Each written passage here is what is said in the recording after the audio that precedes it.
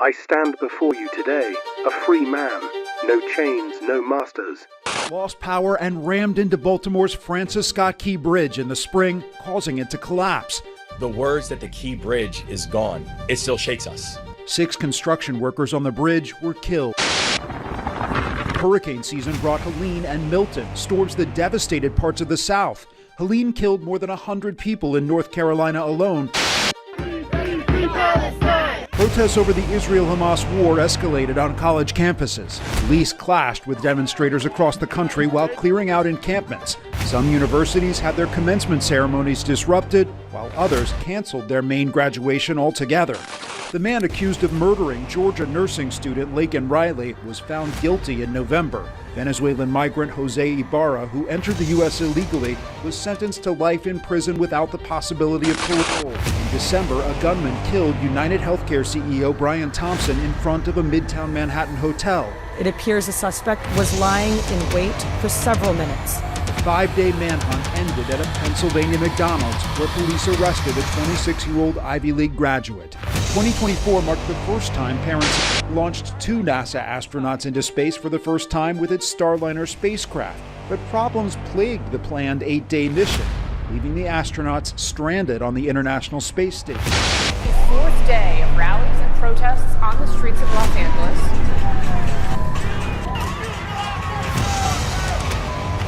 It was a peaceful rally. What is going on right now is also peaceful. We are expecting rallies later on. When they show up, we gotta show up even stronger. In Los Angeles, there is a new crowd of protesters that has been building. CNN had it that these were rallies. Now they've become protests. I'm afraid that by tonight they become riots. If we don't have the ability to stand up...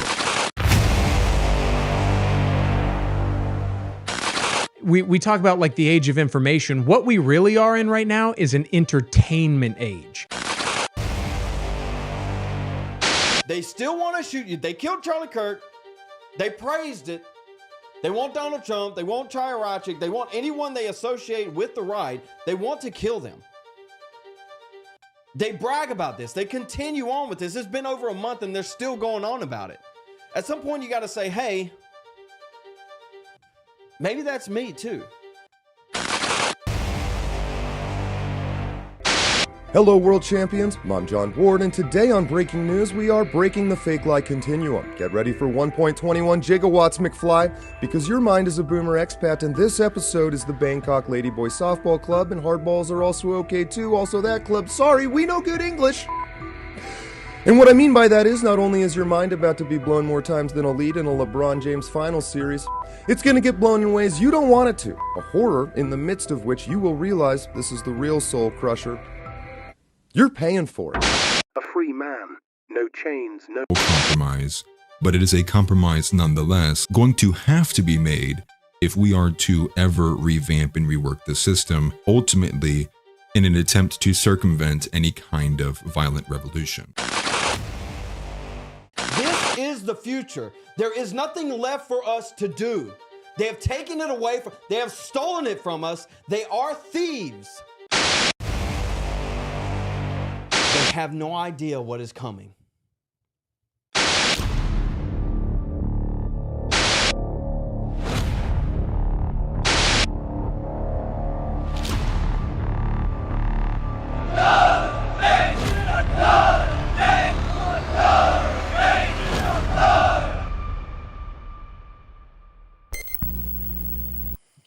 Ladies and gentlemen, welcome back to a new episode of NAV. We got a lot planned for you today. From the thumbnail, obviously, I don't know if anybody knows, but that is Constantinople or Istanbul. You pick. It's going to have a little bit of a balance today, given those two things. We're going to look at some of the previous elections, kind of apply the Istanbul-Constantinople application to what we're going to discuss today, and that is in the aspect of democracy, and see where that is going to go and lead to. I'm going to introduce everybody real quick and kind of give you a little history on Istanbul, Constantinople, and then we'll dive into the elections. First up, Josh. The undercover goy in the building. Happy to be here, guys. Hold on. Oh, okay. Okay, that can hear you. Go ahead. Okay. Sorry. Joshua Vandernoord, undercover Goy, happy to be here. John Ward, world champion. John Ward, not undercover Goy. Publicly going as they goy. The goyedly goyer of the goys. That's it. And Atlas. I apologize for nothing. Christ is king. Yeah, Atlas. And then we also have with us today, as we had the last couple of weeks, Chuck Mason. Thank you for joining us. Chuck, those of y'all that don't know, let me do a little intro on Chuck right here. He's kind of going to lead the way on this, I think, or at least I hope he will. He wrote an article on essentially how Zoran Mamdani won New York City. I haven't gotten through all of it, but it is a good article. So I'm going to let him lead off after I read through this Istanbul Constantinople summary really fast. It might get a little winded, but I'm going to read fast and we can go from there. So it's a history of Istanbul, formerly Constantinople, obviously stands a vivid testament to the enduring rivalry and interaction between Islam and Christianity. It was founded in 33 BC. No, AD, by the Roman Emperor Constantine. The great Constantinople became the capital of Byzantine Empire and the beacon for Christian civilization. It symbolized the fusion of Roman governance and Christian faith, housing monumental churches like Hagia Sophia, which embodied the spiritual and political power of Eastern Orthodoxy. The city's formidable walls and strategic location between Europe and Asia made it both a bastion of Christendom and a target for Islamic expansion. The rise of Islam in the 7th century initiated centuries of confrontation and coexistence between the two faiths. The Muslim Caliphate's early sieges of Constantinople in the 7th and 8th centuries, though unsuccessful, reflected Islam's growing reach. The city renamed Christian stronghold, yet its position on key trade and military routes meant it was constantly drawn to the dynamics of jihad and crusade. The Fourth Crusade sack of Constantinople in 1204, ironically carried out by Western Christians, weakened the Byzantine Empire and exposed the fissures within Christendom itself. The decisive shift came in 1453. The Sultan Mehmed II of the Ottoman Empire captured Constantinople after a prolonged siege.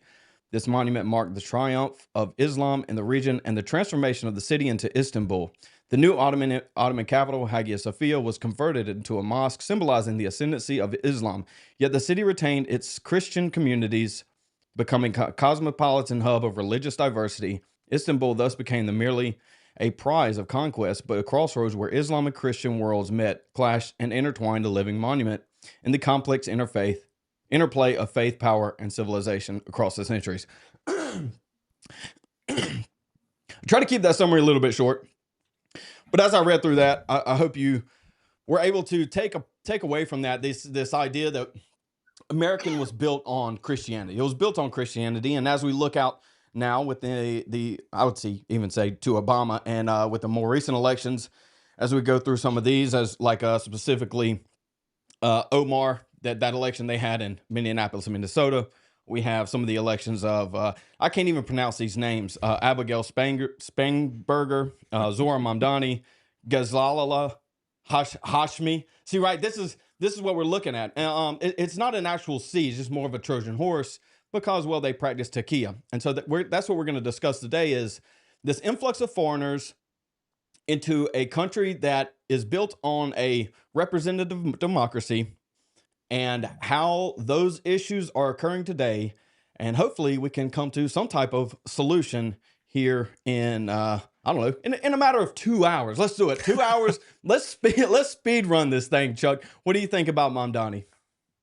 Oh. That's not Chuck. Where's Chuck? There he is. I remember my first production. Yeah. No, that's well, where do I start with? We kind of threw you on the spot here, Chuck. No, sorry. It's like okay, Chuck came in and was like, hey, what are we talking about? And it's like, go, Chuck, you're leading the show. Chuck's already done all the work, man. Chuck, let me set you up. Let me just set you up quickly. Chuck wrote an article. He's written several articles, many articles, one might even say, on AmericanThinker.com. AmericanThinker.com. That's where you can find it. That's my setup, Chuck. Sorry. Yeah, if you want to, I got the screen behind me. Well, I don't know how much you can see. No, we can't replace Mud Cookie. All right, all right, amen. Mud Cookie rules. Jamba said so, right? He's got the smoke going. Zeb, let me start by talking about the setup you gave in terms of the Byzantine Empire and why this is really critical for. And I think it's fantastic you chose that. People don't understand that. We always talk about Rome and we think of Rome as Rome, okay, the Roman Empire, but actually split under Constantine, and that Eastern Roman Empire actually lasted longer, and it was far more formidable over its existence than the Roman Empire that we all typically understand was. And it was because that their governance really was fused with that Judeo-Christian worldview, or the Christian worldview, okay, Old and New Testament. And that was like they chose the primacy of that worldview to maintain throughout that 1,000 years. Eventually, like all governance, it began to be undermined. And when it began to become undermined, that's when the Byzantine Empire began to lose its strength. And so you're seeing that here today. America had retained its Christian worldview, but it like within Byzantium, they were like, we're not giving up on this. It was almost a theocracy, really. Whereas the framers didn't want that. They didn't want to legislate a church, so the church didn't have power. But what they didn't understand was they were undermining that because of when people came into the country, rather than signing a form that said you're going to set aside your Muslim worldview, you're going to set aside your Marxist worldview, and you're going to conform to our Christian worldview. They didn't do that. And so you've opened the door over more than a century for Marxists, for Muslims to come in, and rather than acquiesce and become, American, they simply decided to have their pluralism. They had their sub-communities grow and thrive and flourish, and they want to impart that worldview now into Transform America. And that built up over time. So now when you get into an urban environment that's suffering, like with Mamdani, they've heard this Marxist worldview that you're being oppressed by capitalism, you're being oppressed by white supremacy, you're being oppressed by these things, rather than acknowledge that they have been oppressed by leftist policy. But they've heard that narrative now and through schools and through universities and through pop culture that we've allowed over time. So there was enough sympathy that a guy like Mamdani could win a Democratic primary and then ultimately win New York City because, you had three people in a race that Democrats normally win. It's a canary in the coal mine event for us. And it really shows us that we're starting to degrade every bit as much as Constantinople did in its day.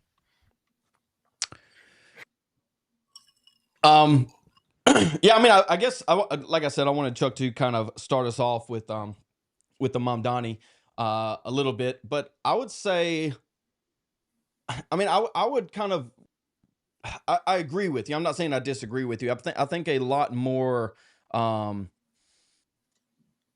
relevant position would be the influx of intolerant people into specifically New York City, right? It is a canary in the coal mine in this aspect, and it has been a hub of trade, like Constantinople was. It has been a hub of people coming in and out of America through immigration and Ellis Island. I guess technically not New York, but it is what it is.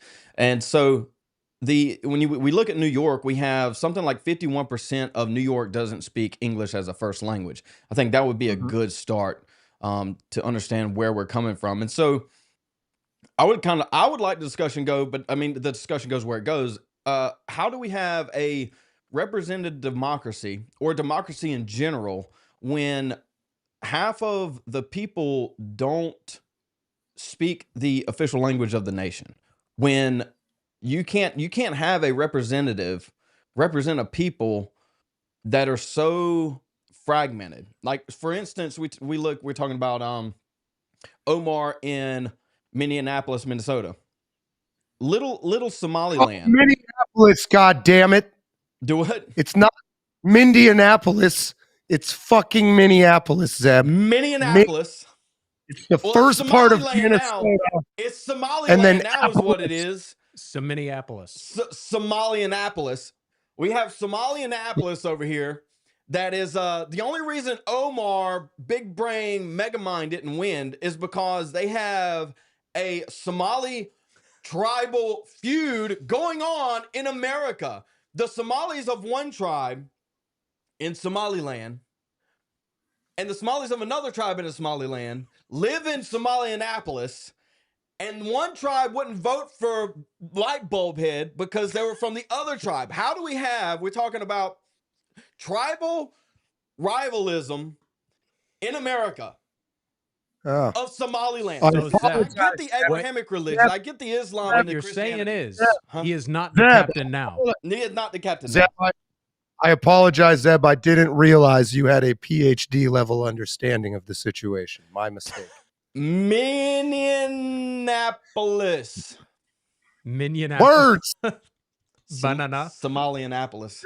But yeah, you're arguing all the articulateness of the way you read that opening statement, which is none. I was out of breath, dog. Hey, we made it work. We were on time today. Let's get the discussion going. John, your thoughts on Virginia. Third grade teacher just being like, well, this fucker's retarded. It's a cup of dirt. I am. And then you ate a bon cake. It's fucking Minneapolis. It's the polis of Minnesota.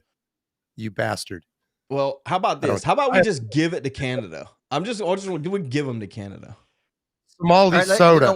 Let's get back on the point because what he said was really important. You got 51%. Yeah, we got 51% of New Yorkers who can't even speak Americanese. So yeah, you're right. Well, that's what it is, isn't it? So, but I mean, as you peel the layers of this onion back, and you go deeper and deeper and deeper, we end up with something that we know is absolutely intolerable. I mean, and unsustainable moving forward. So I think I think you're right on that, Zeb. Thank you, Chuck. thank you, Chuck. But yeah, I mean, Zeb, I guess throw in the rest of this. I'm interrupting you again. You're drawing parallel, just from my understanding, because listening to you, it's fucking hard. All right, I have no idea. Yeah, it's hard to listen to myself too. Hey, what you're trying to say is that, by the way, quickly, I realize there's now a drinking game in the chat whenever Chuck says Judeo-Christian. Dude, I'm wasted already, man. I can't keep up. Yeah, I held that as gospel over the first 5 minutes of the show, and now I'm blacked out. So sorry about my behavior. But you're drawing parallels between Constantinople as sort of this cosmopolitan center of trade between religions and cultures to New York City as being that's the idea. I would say America in general, but yeah, New York City is just a flagship. So you're counting like Des Moines, Iowa as part of one of those cultural crossroads, or eventually. I mean, look at all of Virginia. You have three elections in Virginia that were Muslimed also. Governor Muslimed. They were Muslimed. Verb to Muslim. Yes. Mom Donnie wins 51%. Don't speak English as a first language. I mean, do they speak Mom Donnie? Or did all I don't think it matters. Non-English. So there's a union of the. Well, the union is anti-Christianity. The union is anti-white, and so whatever that is. It's like we talk about the Jews and a monolith. It's not really a monolith, but it is some loose version of a hive mind. And these people that aren't American also have that loose version of a hive mind when it comes to common goals. So let me offer some, since having studied church history and studied Constantinople. That was very much like Christendom within Europe. Okay. You could be a Muslim living in Christendom in Europe, but you weren't going to, you were going to be closeted in a large way, because if you were going to express that, there was so much social pressure to say, that ain't what we believe. We believe one thing, and that is the gospel, and that's what we live in our culture. And if you're going to live here, you can live here, but you will not live in such a way that subverts it. It wasn't that, though, that they didn't have a mosque somewhere, possibly, where they possibly could go to. But they certainly were not going to create their little Ethiopia somewhere within America like they have. What we lost here in America when you went through the postmodern movement and pluralism, we had this idea that everybody gets to come in, and we're not going to do this. We're going to Americanize you. We're going to force you to speak English. We're going to force you to believe a certain thing. And if you want to live differently, that's your choice, but you're not going to live it all so openly that you're going to undermine our culture. That ended in about 1960. And that social pressure for people to, they could have their identity, but they were not going to let that identity displace what we understood to be an American. And that's really where the shift happened that allowed all these communities to build and grow and create their Somalia here within America, which would have been an unthinkable in, let's say, 1960 or 1970. Yeah, I would definitely say, and I want to get Josh and Atlas on after this. I would definitely say that is attributable to primarily the Immigration Act of 65 and just the mass influx of people, right? If you just have mass influx of people, they don't have the time or the willpower to quote unquote assimilate. We can challenge that if it's even possible. But to Chuck's point is that if we have these increasing number of people coming in, they have no reason to assimilate when they can just they can flood in the rest of their relatives, right? We're getting reports of just Joe Biden in the last 4 years of his presidency let in like 21 million. And so if we look at that number and then we run it back and we're like, I think conservatively we're sitting on like 100 million non-Americans at a minimum in America. But yeah, so why should they? And so at this point it's like they're intolerant of our position being American and Christian, which I think are essentially one and the same. Well, Zeb, I don't mean to interrupt, but I have great news for you. I don't know if y'all caught Groyper Report last night, but there has been groundbreaking research that shows that apparently non-white people aren't Americans. Have you heard about this? No, I haven't. No, I haven't. Please so we can deport 140 million Americans. They're no longer Americans. We're getting rid of them all. Obama, you're gone. Nice. Omar, you're gone. No more Somali pirates on Lake Michigan. The Edmund Fitzgerald is safe to travel the Gitchagumi one day longer. Well, I mean, if this has been officially declared on media, then I guess we're locked into having it be true, aren't we? Absolutely. Right. There's no more argument. There's no going back. Well, in this lull of conversation, I'll save the show. Now, go ahead, Atlas. Well, I guess, there's two kind of things going on here, right? Kind of zoom out a little bit. Zohran Mamdani in the New York City election, the Minneapolis election, are examples of the what election? Influence in the what election? The Minneapolis. Minneapolis. But the Minneapolis election, the New York City election, that was clearly, I believe the New York City election was a statement against Israel. The Minneapolis election has been a growing thing. I mean, it's basically been owned by Somalians for the last like 4 or 5 years now. But the Virginia one in particular is the one that I paid attention to, because Atlas Spanberger and Jay Jones aren't these examples of this Islamic influence. They're just examples of like this progressive left-wing, degeneracy. And Jay Jones, to give context, Jay Jones was the guy who sent messages to his political rivals and political colleagues, basically saying that their children need to watch their parents suffer, or the parents need to watch their children suffer to change their political positions. And the guy still wins by like 7-8%. And so the question there is this not a sign that basically everybody has left MAGA? MAGA was a huge scam. We're not getting mass deportations, and nobody's willing to show up to vote anymore because they're not going to get egg on their face. And that's what I think is happening, and I expect more to happen as we get close to 2026. I can give you a little bit of food for thought to try to understand how people win elections. And what ends up with, well, no, go ahead. You want to say something, Josh? Sorry, I was waving at somebody in studio. Go ahead, Chuck. Okay. It's unrelated. So you see this in PA and it's reflected nationwide. All right. MAGA, Republicans and Democrats all have about 40% of the electorate. There's approximately 40% of registered Republicans, 40% are Democrats. And however you want to parse the Republicans as being MAGA, however we do that. The issue are the in between, and those the 20% of the independents. You could slice those down the middle. You have some that are on the center, about 5% lean right. You have others that lean left.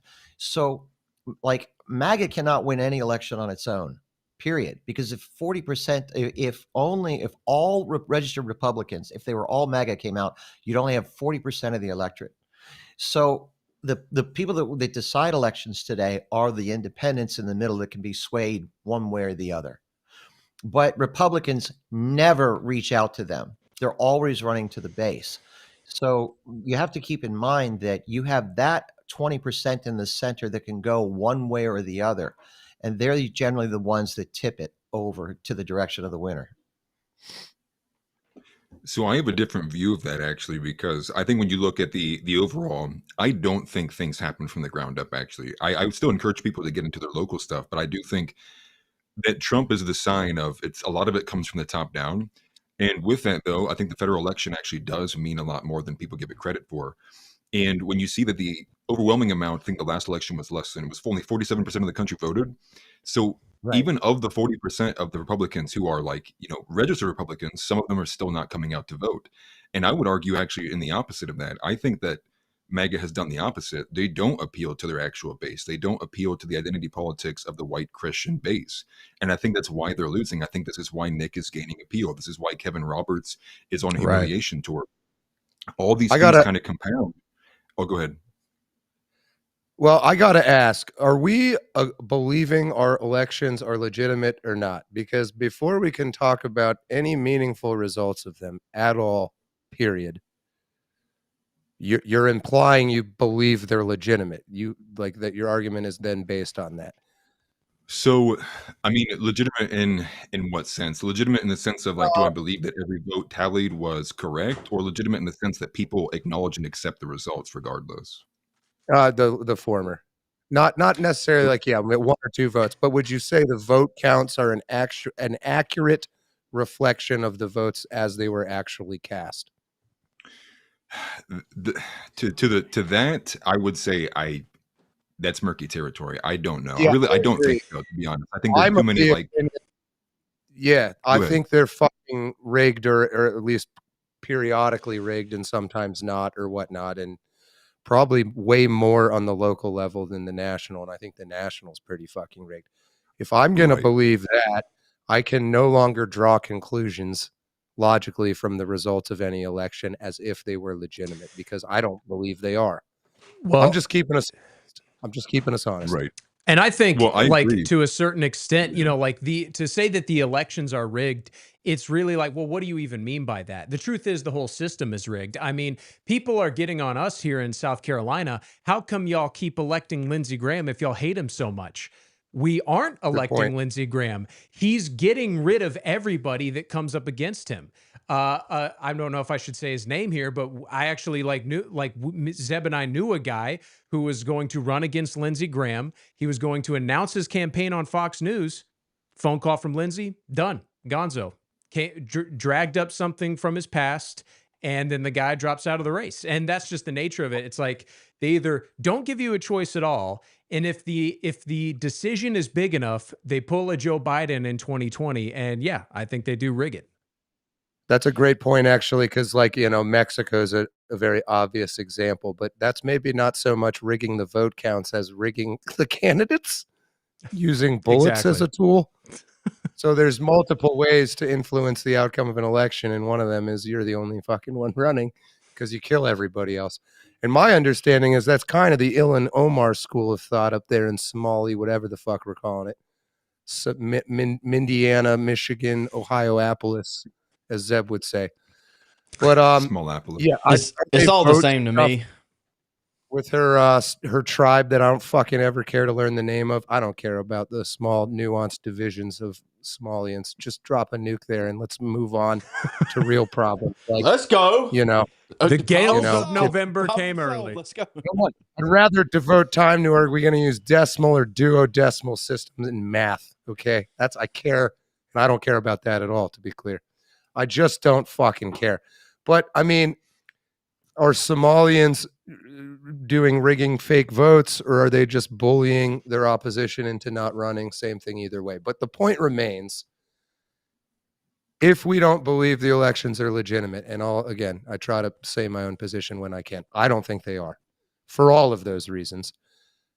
You're not going to be able to get any meaningful derived results from who won, because we're sort of implying, like, even when Trump won, and maybe now Atlas and Josh and Zeb, you guys would even say, is like, yeah, he's part of this uniparty. It's all scripted.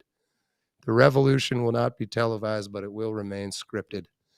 So if you believe that, then I don't think we should go down a 20-minute discussion of the meanings, the insights of these election results if we already think they're nefariously influenced. That's my opinion. It happens to be right, but it is my opinion. I agree with you. Wait. I guess the issue is what do you do about the fact that half the country still goes to the ballot box?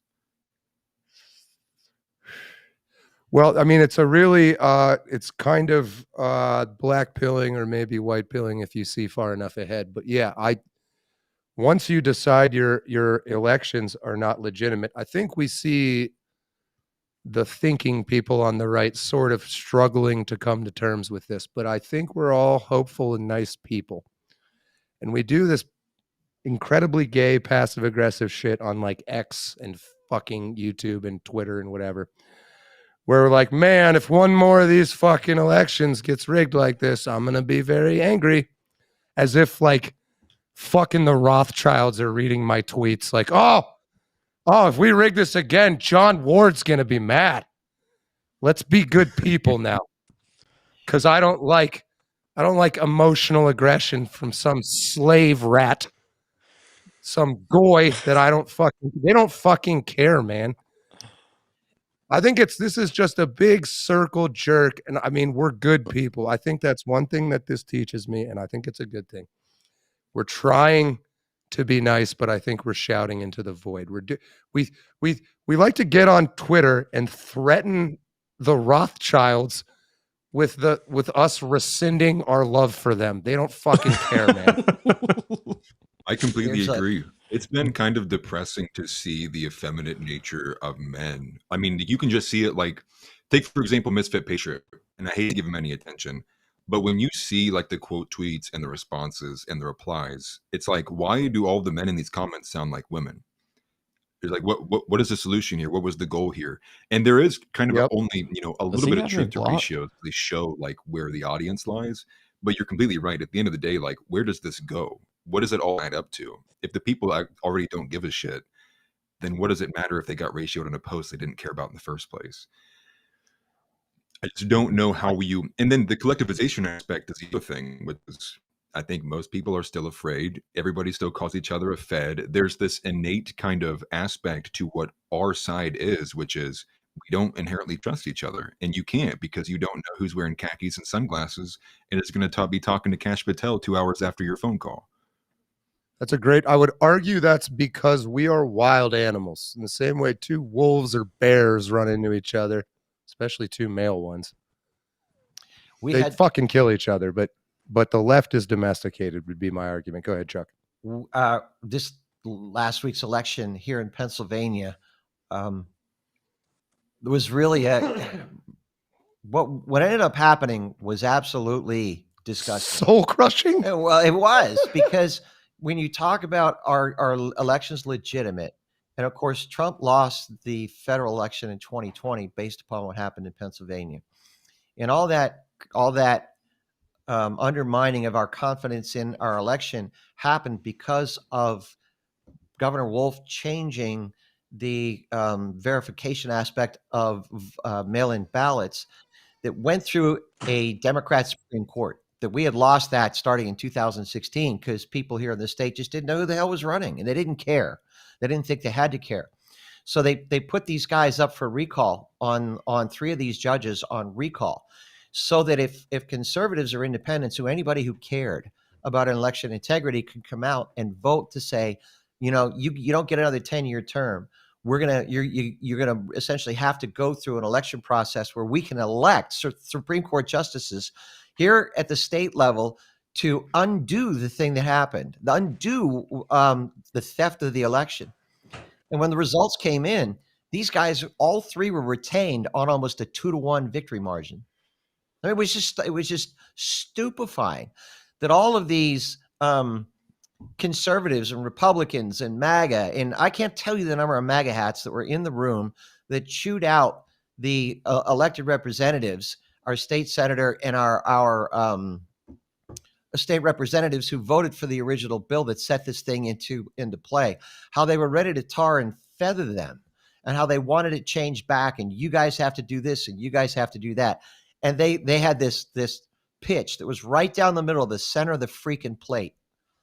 And they didn't even show up into the batter's box, really. It was absolutely disgusting, which really lets, when you're faced with that, you ask, how the hell do you move forward? Well, do you think, Chuck, that they didn't show up, or that there was some shenanigan rigging going on? No, I don't think there's any shenanigan rigging going on at this point in time. I think what happened was what I had said, Atlas, as it relates to the people who are registered. You had all the left voting to retain them. You had a lot of the independents voting to retain them. But in the off-year elections, you have horrible turnout, period.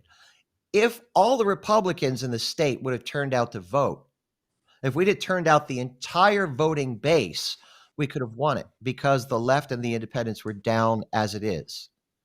But that's what you end up with. When turnout is down, period, that's where that's where you are. And there was a minimum amount of education about the whole issue, but even somebody like, but even the people that were still angry about what happened in 2020 still didn't understand what the vote was about.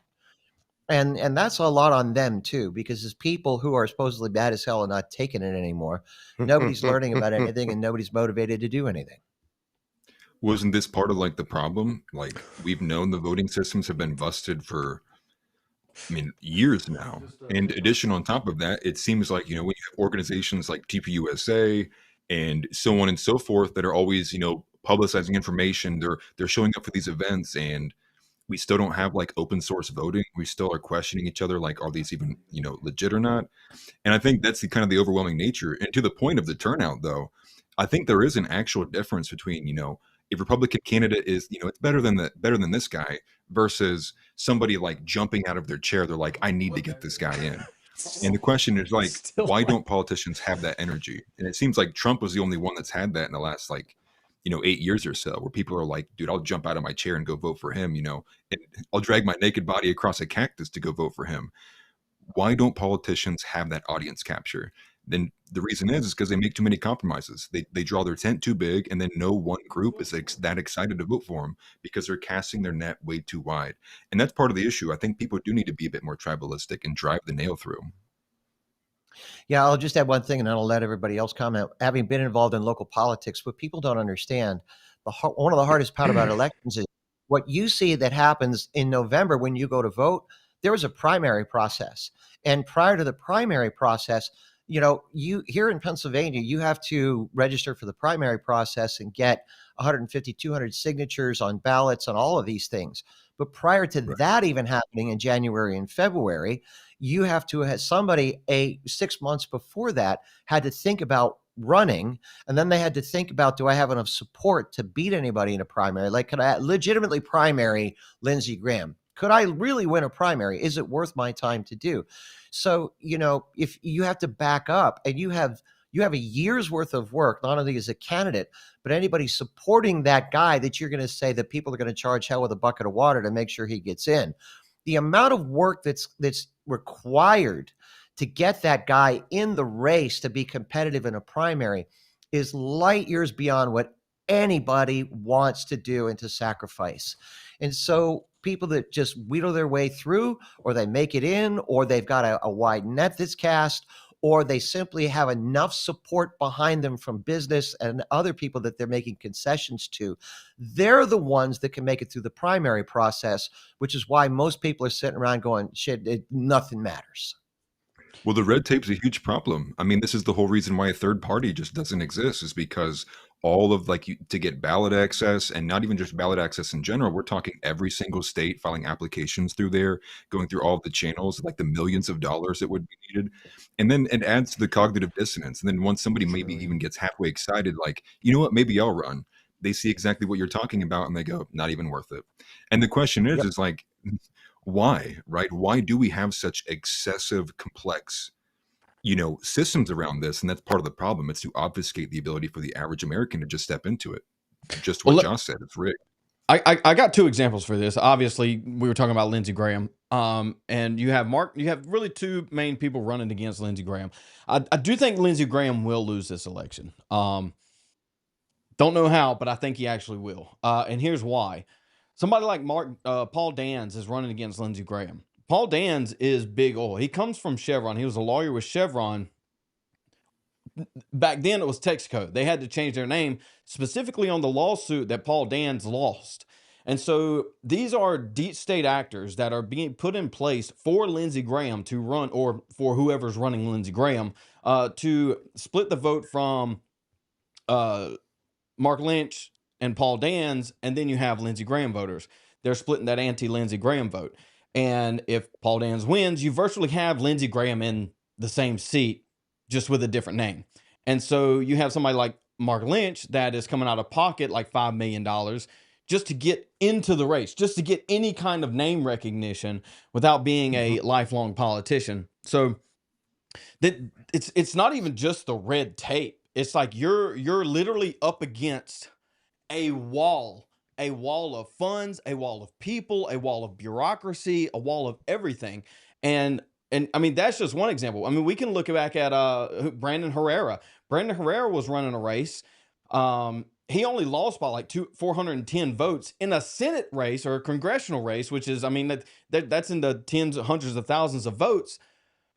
He lost by 410 votes, and AIPAC spent over $4 million with the candidate that was running against him. So this is what we having to fight against, and I don't know how much money he put in. He's probably in the millions of dollars. Well, and that's the nature of what I was saying to John earlier, is like when we say it's rigged, it's not like, okay, here's the good guy, here's the bad guy. They rig it so the bad guy wins. There's just no winning option. They don't even give you the ability to even have what you want in the race at all. There's obviously one that's better than the other at this policy, that policy, but at the end of the day, I mean, everyone loses. And then when you get someone in there like a Brandon Herrera, they sink an infinite amount of money to toppling him. Is this the South Park giant douche versus a turd sandwich? Let's speak in parables, Josh, so that they may understand. Fair enough, John. Well, I mean, take example for what the Ado Spins, Paul Singer, and John Paulson are going to do to Thomas Massie. They're pledging another $20 million and basically attack or a smear campaign against Thomas Massie. And we know that the average person is more likely to vote for Thomas Massie than whoever Trump is going to endorse in that race. And I actually think you're up against that. It's insane. Massie, I think, is working for the Ron DeSantis faction. That's my, not to disagree with you, but easy with the disrailment, John, and I agree with you. Yeah, there is a huge. I'm not even endorsing Thomas Massie. It's just to say that's what they'll do to you. No. Like I like a lot of what Massie says. Don't get me wrong, but there is a very obvious op underway. In case you haven't noticed, number one, to co-opt MAGA through Turning Point USA, but also that what, John? Remember all these dudes. Hold on, shitting on like Tucker Carlson right now, like Ben Shapiro. Those guys. You can do that. They were all anti-Trump. In the last election, they wanted fucking Ron, I wear plat 6-inch heels DeSantis because he's like 5'4" or something. So let's not forget that. Yeah, it's been rather hilarious to watch Mark Levine and Ben Shapiro telling me what fucking MAGA is. I just suck my fucking cock, you retards. It's just unbelievable. Not that I don't know who MAGA is aside from maybe Trump fundamentally. What do you mean, John? What do you mean? I'm here to tell you what MAGA is. I know exactly what MAGA is. On the Massie note, I think we need to do a factions episode with Massie. Massie does have Jewish funding, Israeli funding on the back end. It's just not through AIPAC, and it's what else to is obfuscate. Yeah, kind of germane to the conversation, but equally wild. You know who else had a lot of Jewish backing in a recent election was fucking Mamdani. Mamdani, yeah. Well, we're doing Mamdani this week. Maybe we can do Massey next week. Well, how do we make sense of that? How do we make sense of it? Well, I laid the groundwork for that at the beginning of the episode. I basically said the monolith exists as anti-Christian, anti-white. It is anti-American, and that is a monolith. And if you move with that filter on your face, everything makes sense. You also, when you say Jewish money, you have to look at whether people are long-term liberal cultural Jew, whether they're ethnically identified Jews or whether they're more Orthodox. Please don't say Judeo-Christian. It's irrelevant. It's irrelevant. Jews vote north of 80% liberal. No, I know. Yeah, I mean, so the Jews themselves can be are in America in New York City are overwhelmingly liberal, and I don't think that they're making any differentiation on that line. So that would not surprise me in that sense. Old judo. We got into the judo. We're coming up on 45 minutes. We're gonna do about 15 more minutes of discussion of what is the problem with these elections, and then maybe we can find some solutions. Well, there's one thing we've not talked about, and that is women. That's gotta be addressed. No, Atlas. So wrong. No. Has to be. That's you, dude. Take it. That's your wheelhouse. Let them talk, damn it. Well, listen, 84% of women voted for Zohran Mamdani. And I was watching this video from another girl, I believe she's from New York City, and she's talking about how nonsensical it is that the target demographic for, Islamic sexual crimes is the one that voted overwhelmingly for the Islamist and for the mayoral candidate, or to be mayor. And the issue is that, it's like, if you look overwhelmingly at the conservative movement with TPUSA and kind of the mainstream conservatives, they constantly pander to women. And for what? To get 2% of the vote in New York City? It's kind of laughable at this point that they refuse to actually play into the identity politics of their base that votes for them overwhelmingly. And we know who that is. It is white men. And I think it's almost kind of like it is blackpilling, because at this point, it's like, I can't believe that the people who are making the decisions of who to campaign to and how to appeal to their audience is that stupid. So it has to be intentional, right? No. Oh, they are that stupid. But I just can't believe it. That's definitely a topic we're gonna have to tackle. And I want Chuck's input on this. And I quote, "It was always the women, and above all the young ones, who were the most bigoted adherents of the capital P party, the swallowers of slogans, the amateur spies, and the nosers out of unorthodoxy." End quote. Eric Blair. You guys know who Eric Blair is? Oh, Eric. Fucking goddamn groypers. Nope. His name was George Orwell. Yeah, I said it was Orwell. Now it's at 84. Atlas, are you saying that TPUSA is like trying to undermine everything by I don't know. Well, TPUSA is the face of big tent conservatism. Like that's what they are. And their whole thing is like, let's reach across the aisle, let's make compromises. And it's like, it subverts the idea of what Christian conservatism is, right? Make no compromise with evil. But that's basically all TPUSA is. And then it kind of parroted that when we got the too big to rig leading into 2020, or from 2020 when Trump lost the last election. And it's like the tokenism, it's the female nature. And you see it from Erica Kirk. Even in her speech, I think it was not the first one, but the second one after Kirk died. She's like in the middle of the speech that's supposed to be about her husband. She drops like a 5-minute clippable, clip farming where she's saying like, and Kirk would have said, husbands, love your wives. And she kind of parrots the line like, all you are is you are a wallet to your wife. You need to, be a 1950s simulacrum, exactly what Nick said. Well, I'm not going to be anything close to a 1950s simulacrum of a woman. And men just aren't with it. And that's where I'm kind of at. That's where I am. That's kind of like my forte is you have a massive base of Gen Z men who are hungry and ready to vote for something that will actually represent them. And I'm wondering why no one will take up that mantle. Yeah, I mean, My what wife will be Erica upset Kirk, with me. are you running, Josh? No, I speak for the people. But that's a part of it. That is a part of it. I thought you were gonna launch into something there, Chuck. Well, Yeah, I don't see what Charlie was doing. When you look at Charlie just as Charlie, okay, when you see him arguing against the transgender movement and the things that he did in his apologetics, okay, arguing for masculinity and arguing for traditional marriage and arguing for a Christian worldview. I got to come up with a new word. Damn it, Chuck. All right. Well, everybody needs to come off it because, like I said, it's an Old Testament, New Testament worldview. All right. There's more at stake now. I'm fucking literally losing my liver because of you, Chuck. But I don't see that as You're cool with me, Chuck. But what Charlie was doing is, in a sense, what actually needs to happen. You might want to see it recast differently. You might want to see it with a different focus. But you can't divorce, if we're going to call ourselves Christians here, and John's a heathen, I get that. All right. But if you're going to say that you're a Christian and a conservative, you can't support your Christianity for your conservatism. You have to make sure that gospel is, and that's where it's hard to find the balance too.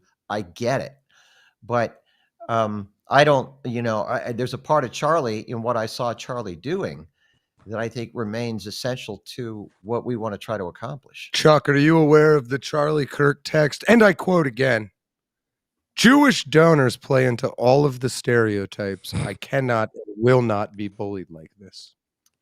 I'd have to see the entire context of that entire conversation. But notice what I'm talking about. I didn't say that everything that comes out of TPUSA, that you rubber stamp everything that comes out of TPUSA. I'm saying what Charlie did, especially what I've seen in in the work that he did on campuses and the conversations that he had on campuses. Those are the things I'm talking about that are critical. Well, Chuck, let me ask you real quick before we go off of that, because I mean, you raised some good points, but like just to kind of hone it back into what Atlas was saying, do you agree or disagree that men these days put women on a pedestal when they really shouldn't? Because that I agree with you. You sure? Okay. Masculinity. I totally agree with you. And remember, I'm not saying that we rubber stamp everything, but I think in all of these discussions, it's easy in our frustration to focus in on the failures of things. It is very easy to do that. And I think that if we have any hope of moving forward and salvaging anything, you're still going to have to take the parts of even the things that you like of TPSA that you may not like. There are still things of great value within there that Charlie was doing that we cannot lose sight of. And I think it's important to be able to retain those and to be able to identify those. I agree that we cannot lose sight of Charlie Kirk saying that he can't stand Jewish donors anymore and he's leaving the pro-Israel cause. I agree, Chuck. And don't misunderstand.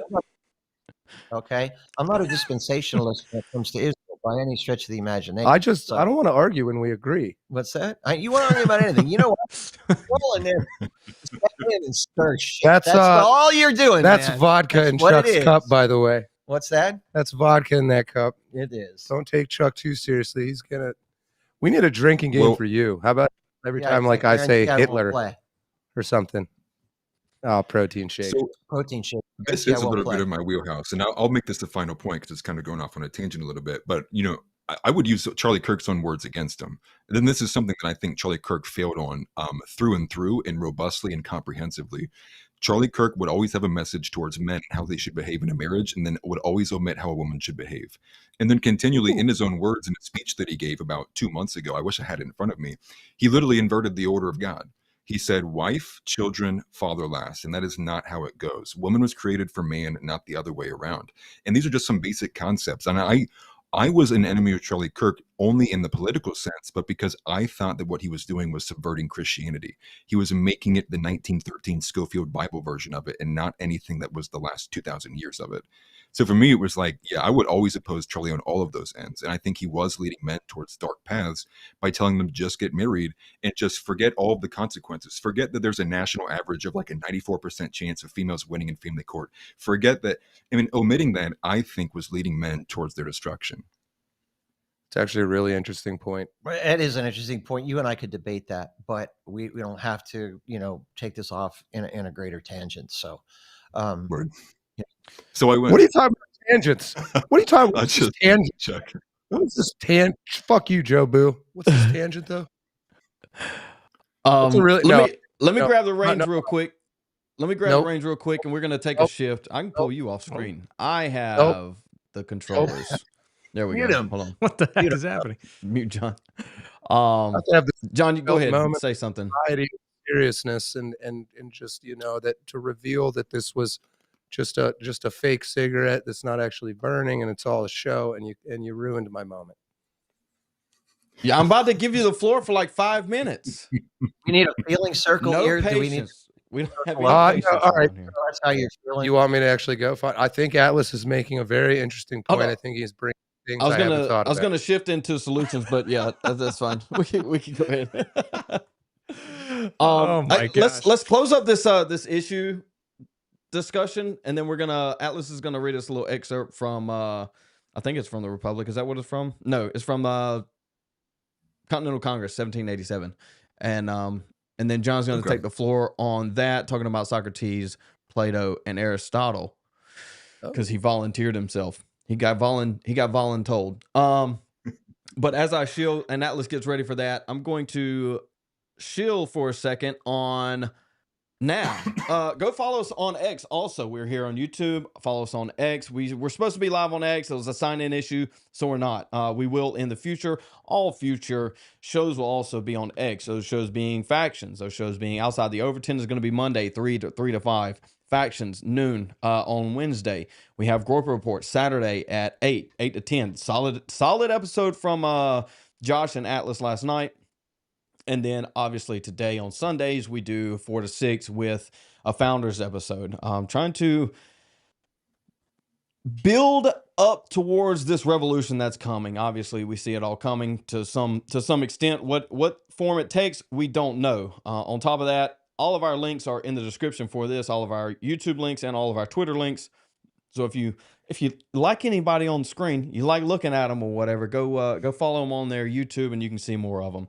And then beyond that, we do have a merch link and some affiliates from Amazon. We have a merch link with Nav products. It has Offensively Accurate. It has World Champion merch. It has Everybody's a Fed except me and Mud Cookie things on the merch site also. So go check that out.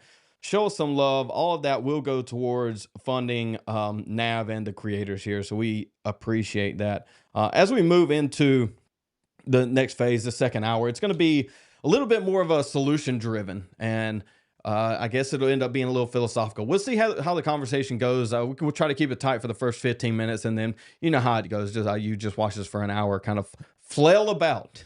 But it was good. It was a good discussion so far. I'd like to see where it goes here in the next hour. So please stick around, and Atlas is going to take it. Here's the quote. In preparation for the 1787 Constitutional Convention, Madison drafted a document known as the Virginia Plan, which provided the framework for the Constitution of the United States. Madison, then 36, spent the months leading up to the convention in Montpelier's library, studying many centuries of political philosophy and histories of past attempts at Republican forms of government. His plan proposed a central government with 3 branches that would check and balance each other, keeping any one branch from wielding too much power. No such government had ever been created before, and Madison had to use all of his diplomatic skill to argue for his position. He also had to accept compromises to ensure that the convention would produce a constitution that all the states could accept. John. Hey, man, what's going on? What is the proposed solution to this destruction of documents? I just took personally when you said that we were flailing about, and I knew who you were talking about specifically, and it hurt my feelings a little bit. John, you never flail about. I don't know why you would take that personal. I am indeed an unmatched, incomparable genius. I will prove it right now. We're going to the spa. You're never going to forget this ever again. I'm going to teach you a 4-point historical philosophy story. Monarchy. Going to the spa. You will never forget. Spa, S-P-A. Socrates taught Plato, who taught Aristotle. And then just another little fun fact, Aristotle was the private tutor of Alexander the Great. Chuck. And this is why it's important to listen to people that are older than you sometimes, this is even why with it's this boomerang. important to read. Chuck would absolutely wipe the floor with us with some of this knowledge. And that is not me being funny. It's true. I think it's important to know this stuff. Here's how it went down. You get Socrates. He's an older man already. He was in a battle with Plato, who was like 30 or 40 years younger than him at least. Plato got knocked down, was about to be killed. Socrates jumps in, kills that guy, saves Plato's life. Plato, by the way, is a nickname that means broad-shouldered. It'd be like a linebacker being called like big killer guy or something. Plato was a beast, and Socrates was a beast. Aristotle was kind of a fag, but sorry, that's just my personal opinion.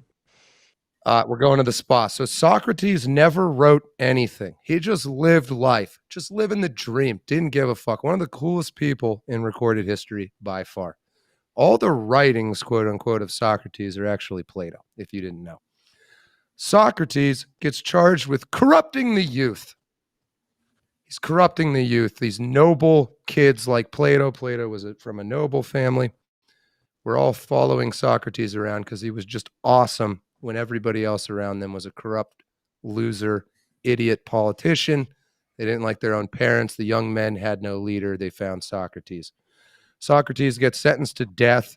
It was political, though. They didn't actually want to kill him. They just said, okay, you've been found guilty. He's sitting in the jail cell. They bring a hemlock potion for him to drink, which will kill him. They say, just get the fuck out of here. Like, we don't actually want to kill you. He says, suck my giant balls, and drinks the potion anyway. And that just creates this giant clusterfuck. Plato, who was about 18 to 20 at the time, vanishes from recorded history for the next 20 or so years.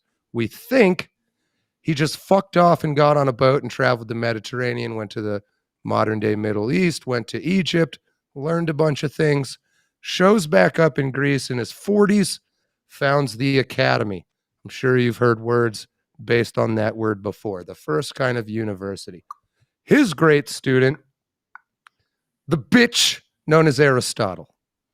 Really smart guy. So there's the SPA, S-P-A. It's important to know, but we talk about solutions.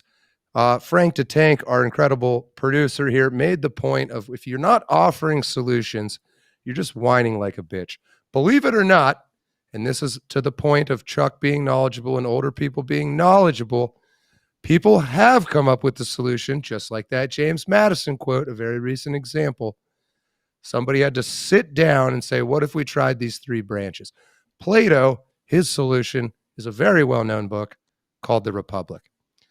All three of these guys, Socrates, Plato, and Aristotle, hated democracy. Hated it with a passion. They thought it was fucking stupid. Plato's Republic, he says we should be ruled instead by philosopher kings, a highly idealized version. But really more that the natural state is this aristocracy, a learned, honorable, noble group of people. And we saw that society form all over Europe. Well before democracy, there was the monarchy with the supporting nobles, the barons, the dukes, those guys. It just sort of is what happened before political theorists got in and started meddling around. In our own history, James Madison, really cool that he just pulled this out of his ass. At the same time, that led to a very famous debate. I'm sure Chuck knows all about it, where three guys, I think, was it three, wrote what's called now the Federalist Papers. It was Federalist versus Anti-Federalist. One of the, and just for some more information, hopefully make this stick in your head. One of the most famous Anti-Federalists was Patrick Henry, who would the whole "give me liberty or give me death," right? Yes, I'm assuming you've heard that quote. Okay. Okay. So it's actually not a new argument at all that democracy sucks donkey balls. You have to define what you mean by democracy. You have to define it, Chuck. If you're talking about what the democracy that they had in Greece, which was simply a majority of 51% rules, But now we use the term democracy to just mean a form of self-representation of government, to which we are a representative republic, which is a subcategory of democracy. So it remains important to keep that in your focus. Barack Obama, philosopher king, huh, Chuck? Whatever, sure. One more real quick. So I have a copy of the Republic here, and it's just a quote on the front of it. It says, the heaviest penalty for declining to rule is to be ruled by someone inferior to yourself. And so I think that's where we were talking about earlier. These walls are being put up where people just don't want to run. They don't want to even attempt to gain power in any way. And so that's what's exactly what's happening. We're being run by faggots like Lindsey Graham. So Plato was just a little bit ahead of his time. Well, it's kind of like like this is one of the problems you have with people trying to get out of poverty. It's like, okay, I can either be at the very bottom where I get everything for free, or I can get a job and then everything I get is immediately handed over to the government. And in order for my hard work to be rewarded, I'd have to work so hard to get from the very bottom to like multi-millionaire status. And I think it's that same way with politics. Where it's like snap? Is we getting snap? We ain't getting snap EBT. But but it's like that. It's like the people that think, man, maybe I should run. They get in and it is just this long slog of crap where they're backstabbed. They're thrown under the bus unless they're a good little shill, and it's just too much to handle. Go ahead, Chuck. Well, there was one other quote by Plato that's important, and he said, being ruled by tyrants is the price that good men pay for being ignorant to public affairs. And I think that's what you're seeing, part of the apathy, that people are just ignorant and they're not getting involved, and they are ending up doing that. But to your point, Josh, they will tell you that one of the things that brought down the Western Roman Empire was when people recognized that they could, in fact, vote themselves largesse out of the public till, which is exactly what we're doing today in terms of SNAP and all the entitlements that we have that we've talked about before. And it's tough. Once you get that embedded in the bloodstream, how do you get it back? How do you pull it back off the table? And no politician can win. And you could see this in Trump. Everybody says we need Social Security reform and this and that bullshit. They say it to get the vote. And when they get in, there's nobody in their right mind is going to touch it because it's political suicide. No, look, politicians wouldn't lie to us. No, let me continue this history just for you, young, ignorant. I'm being facetious, by the way. I know you guys are smart. But I'm going to quickly steal a little bit of Joe Boo's rum just to prepare myself mentally for this. Obviously, if you're at all familiar with the history of the West, after those Greek guys and Alexander the Great, died at 33. Aristotle might have been involved. Piece of shit. No, Aristotle wasn't involved. He did it, Chuck. No, he fucking did it. He did it. I was there. 1,000 miles conquering the other side of the world. You know why he died? I was there. You weren't. You know why he died? Because he got poisoned by Aristotle. No, he didn't get poisoned by Aristotle. He got his butthole fingered by Aristotle. Long distance love affair. Screw, and he drank himself to death. He also killed everyone. And now, fuck you. Alexander the Great was the shit. Listen, let me educate you better than Chuck ever could. Alexander the Great. Having a great show tonight. Respect our elders. His highest generals, after he died, they were called the Diadochi. There was this long period called the Wars of the Diadochi. But basically, everything Alexander conquered got distributed amongst his Macedonian, meaning Greek, meaning white generals. The great. They weren't. The Macedonians were not white. No, they were Greek. No, they were Middle Eastern. Excuse me, I stand corrected. They had a Mediterranean they had blonde tan. hair and blue eyes. They had a tan of a very olive hue. There you go. Like Base Chuck plant. Mason? In my so probably the most notable of the Diadochi, with some arguments to be had, is Ptolemy. Ptolemy got Egypt. He had by far one of the longest running biological dynasties in human history. Ptolemy is like a mega genius, by the way. He did astronomy. You learn about Ptolemy in like fucking middle school astronomy, I think. But anyway, Those Greeks were badass intellectuals. he was, yeah, and then he was killing people on a battlefield. They're truly incredible people as individuals. About 15 generations later, you get to the time of Caesar, which is actually pronounced Kaiser. That's where that word comes from. But anyway, Caesar rolls into, he has a civil war with Pompey. Pompey tries to escape to Egypt. Egypt beheads him upon arrival. Caesar shows up, and the people in charge 15 generations later is another guy named Ptolemy and his super bangingly hot, sexy sister, Cleopatra. Cleopatra. She was a descendant of Ptolemy. Just interesting. Okay. But you got to understand. So you have all this Democritus, so Socrates, Plato, Aristotle, Alexander, all that shit. It gets to Rome. You get the same fucking thing happening again. And this is the Byzantine constant. It's relevant to what we're talking about. You have populace and like Caesar, and you have this the elitist. Jesus, I'm blanking on the word. Who the optimates? Sorry, the populares and the optimates, right? And so before Caesar, you have Sulla and I believe Marius, and then you get Caesar, and then you get Pompey, and then he goes down there and fucks Cleopatra. But so this is, again, just for your knowledge, people have been arguing the very thing we're talking about on this show for a long time. And right before that, and so Pompey was directly involved in this, before Caesar rose to power, there was a famous slave uprising I guarantee you have all heard about in Rome. Rome had imported foreigners to the point where 1 in 3 of the population of all of Rome in Italy was a slave foreigner. And a slave named Spartacus leveraged this to create the most successful slave result in Roman history. We all kind of like Spartacus. He seems like a cool guy, a revolutionary. He ran a foreign revolution because 1 in 3 Romans had become foreign. It was only possible because of that. There was a massive loss of life. They did eventually kill him. And then we went right back to Caesar fighting with Pompey. So again, just want to try to make that history slightly entertaining enough that you might, if you're watching, be encouraged to go actually read it. These were real people. You can even go read shit Caesar and Kaiser had written and all that stuff. But this isn't new, and don't let anybody convince you that it was new.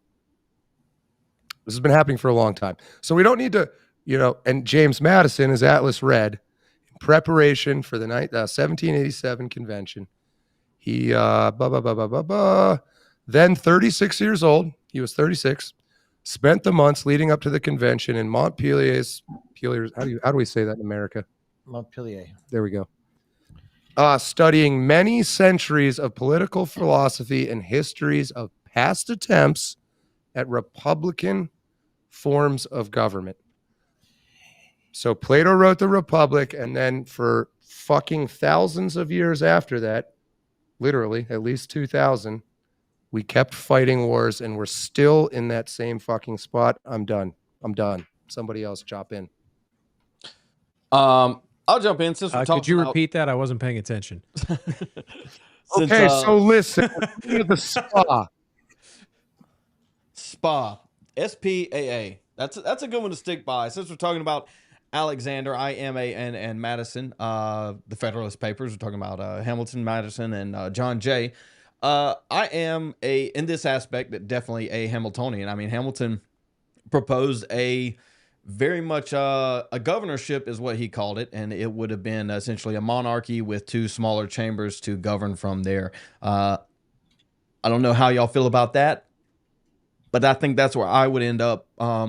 It's still it's a combination of monarchy with a little bit of representation, just like we have a Senate and Congress now to some extent. So I guess this is a solution section. Yeah, I mean, I want to go ahead and ask. So we've gotten the whole there's nothing new under the sun. What was going on in the Roman Empire, ancient Greece, it's the same problems we have now. The barbarians, they're no longer at the door. They're winning our elections. So, all right, guys, what do we do now? Right. Do we win elections? Do we vote our way out of it? Well, let me ask this one. Do we find Cleopatra? I mean, I'm not as spun up on Rome as probably as I should be, but did Alexander the Great run Rome as if it was military, or I was hate he- you so fucking much for everything you just said. Hold on a second. What? Alexander had anything to do with Rome? Alexander was dead. Did he not? See, Yeah. I'm not. I don't have. I don't have Rome knowledge. Spin me up. Okay. Spin me up on it again. All right. So here's how this works. Alexander is a military genius. Okay, takes over. No, Chuck. Philip was a military genius. Well, his father was Philip, if I remember right. His father was Philip, and he served under Philip. But when his father dies, he takes over, and he was more of a military genius than his father. He conquers literally the entire, what we would have said would have been the known world. Truly throughout the Mediterranean. unbelievable. It was unbelievable what he did, and not only that, he had an army of like 20,000. Let's just say 20,000 men, and he was defeating armies of 100 to 200,000 people. And what he would do is not only when he conquered, but he would come in and he's going to say, "I'm not going to enslave you necessarily. What I'm going to do is I'm going to Hellenize your country." And you get to have you get to live and retain your property, but you're going to be under my rule and my jurisdiction, and you're going to serve me in that regard. And so people, rather than have to be raped and pillaged, although there was no doubt part of that, they would acquiesce because they got to live without having been either murdered or carried off. So he was able to build up a tremendous amount of love as he went. And he literally reached India, as far as I know. And when India was so large, he couldn't do anything with India. He literally parks it and says, "I have nothing else to live for." He starts to drink, and he starts to he has women. No, hold on. You were going great until there. He Hold on, wanted time to out, keep time going. out. Let me get this question out. Well, Macedonia, go ahead. whatever. Did Alexander the Great? How was their structure of the state or whatever he ruled? Was it just a military structure? He was a king. He was the son of King Philip. He was the son of a king, but he ruled as much through Alexander's rule was really interesting because he was such a military genius that people just kind of kowtowed to him and said, "We're going to go along with whatever you do because we know even within Greece and Macedonia that should we rise up against you, we're dead." I want to bring almost that like Washington. I want to bring that to life. Here's how it went down. Philip, Alexander's dad, was a true military revolutionary genius, and he trained up this army in preparation for conquering the known world. His crazy bitch wife probably had him killed so that her blood, Alexander, could become king. He was like 20 years old, maybe. Something like that, right. Here's what happened. So Philip, Macedon is the northernmost part of Greece. Even though Philip had become the hegemon, the word hegemony, he had become the ruler of Greece, including Athens and Sparta and shit. When he died, as tends to happen in a transition of power, all of those city-states were just like, fuck Alexander, we're on our own. We're not following Macedon anymore. Alexander literally got on his fucking horse as soon as he heard that and headed straight south to a city called Thebes, not Thebes in Egypt. There was a famous city in Greece called Thebes. Why have you never heard of it? It was just on par with Athens and Sparta. Why have you never heard of it? Here is why you've never heard of it. He rode down to Thebes. He killed everyone. And then he disassembled the city brick by brick until it was gone, not unlike the Romans did to Carthage. He just wiped it off the map. And that is why, from that moment on, nobody fucking fucked with him. Right. And he could show himself to be utterly brutal. And the other reason why they didn't mess with him is because the minute that somebody rose up, his military victories were so undermanned and decisive that everybody was like, "You're going to lose." But let me do something for Zeb here and for everybody. So Zeb, I'm not exactly sure when Alexander dies, like around 200 BC, I think, somewhere in that time frame. You could probably find Roughly, it up there. yeah. So there's our centuries time lapse between the end of Alexander's life and then Rome, and then Mark Antony, Cleopatra, Julius Caesar. The important part of this is that Alexander's empire, once he dies, splits into four, and his four generals basically cut it into four, and they ruled throughout. They ruled each one of those fourths, of which you have what comes through Egypt and Mark Antony and comes to Rome. Here's why this ends up being important. When you talk about Madison, and the Federalist Papers in the beginning of this, what is our Constitution? It's generally accepted that the framers, each one bringing their own contributions, look back in history, and they drew on three principal sources, and that was Athens, Jerusalem, and it was Rome. That's the way it's always stated. The wisdom of Athens and the Greek philosophy, it was the moral law of the Old Testament of Rome for our understanding of justice and natural law. And then it includes the New Testament too, but it's primary that the Old Testament law. Chuck. And then what language is the oldest Bible known written in? The oldest Bible known, it could be in Syriac or something. It's Greek. Greek. It could be older. Well, what do you see? There's a Greek version of the Old Testament called the Septuagint. The reason why it was the Hebrew scriptures were translated into Greek is because it was Hellenized. The other way around. What? It's translated into Hebrew from Greek. No, it wasn't. They were all written in Hebrew. Everything was written in Hebrew. I'm going to Google this. No, it wasn't. Yeah, I'll challenge you on that one too. I want to bring this through because here's what happened. Yeah, you talk about, I understand this. Let me set this up for solutions. I'm going to end this real quickly. Okay, so when the framers are looking back to come up with a vision for the country, they're drawing on those four, and then they look to Rome because Rome had a Senate, and they look towards Rome's concept of governance and the way that their Senate functioned, and those things all those three became critical for what went into the Constitution and our understanding of what it meant to be an American. But that's broken down today. And I think the problem is that we're looking for solutions, assuming that we can look back in history and say, how do this section of this government was set up under a certain vision of moral people. We're trying to find solutions today in an immoral situation, and that this form of governance will not work today because it was never designed to work within the level of division and amoral elements that are now working the country. And I wonder if it's even possible to move forward with what we have. Real quick, I'm gonna let them. I'm gonna let Atlas and Josh jump in. I want to kind of posit this. Go. You need to talk, John. To finish the oldest Old Testament is Hebrew and Aramaic. The oldest New Testament is Greek. I stand corrected, sort of. All of the Hebrews writer read the Old Testament in Greek, though, so we can take that wherever we want to. That's what I was asking. Is the Old Testament in Greek? The oldest Old Testament is in Hebrew, but all of the writers of the New Testament read the Old Testament in Greek. I'm told it's an Egyptian version called the Hotep Bible that was written in Ebonics. I'm just learning.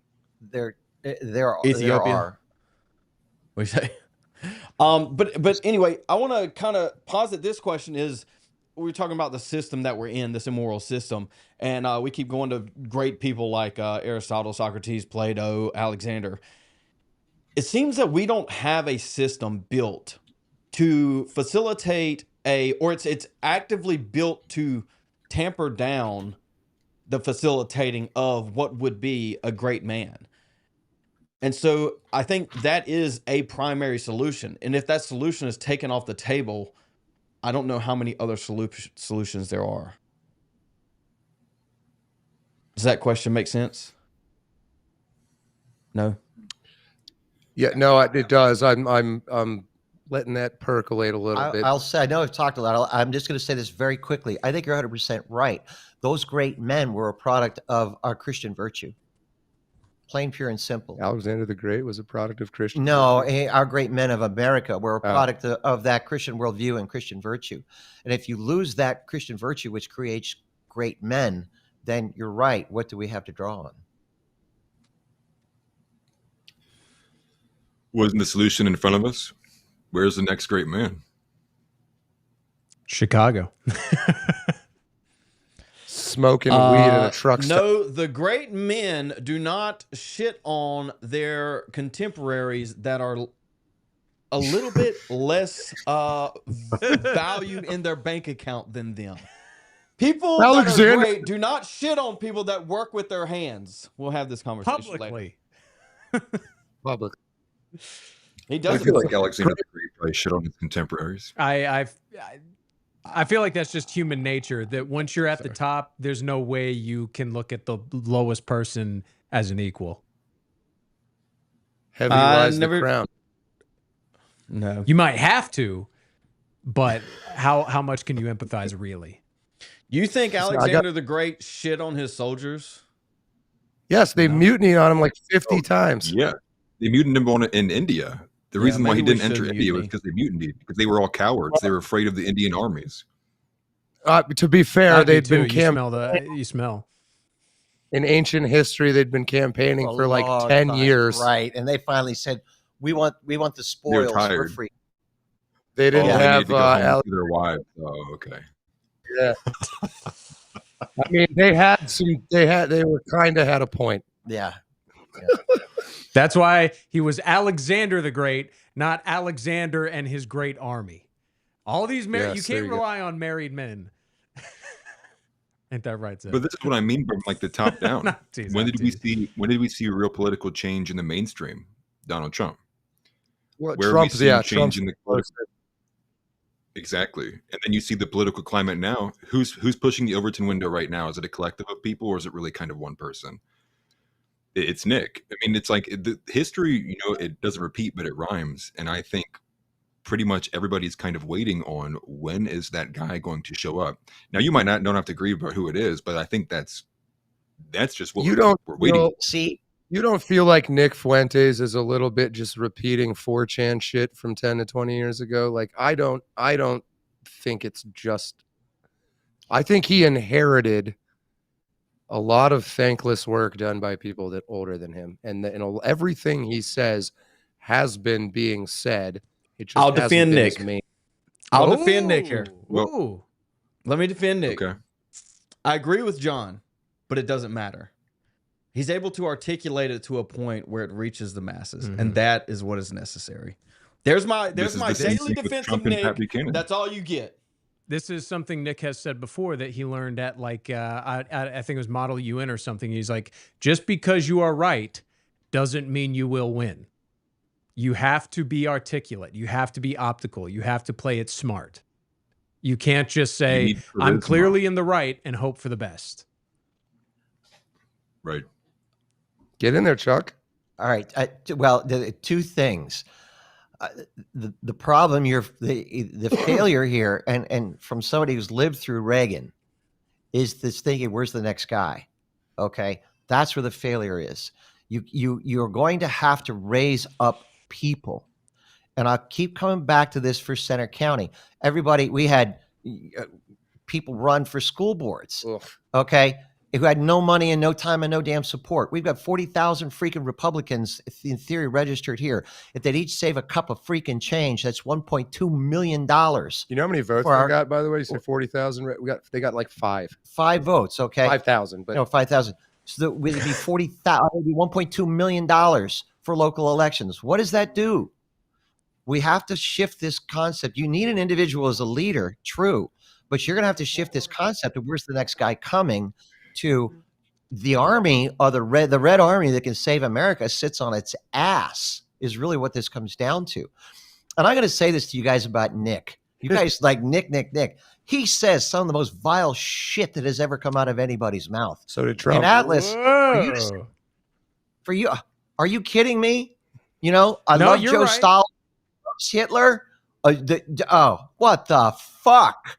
And for Atlas, for you to sit there and for you to take down Charlie Kirk, well, Charlie Kirk puts women up when you got like Nazi Friday coming through Fuentes. Hold on, hell? You're making good points, but slightly. I understand it, but I gotta get that off my chest. The women thing was pretty accurate. I knew it was coming. I was ready for it. I'm not surprised. But Atlas said about. Charlie but that's okay if you want to say that, and if it's accurate about Charlie, fine.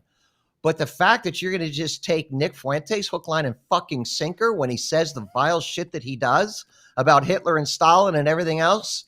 Chuck, have you been drinking when you say Judeo-Christian? You know what?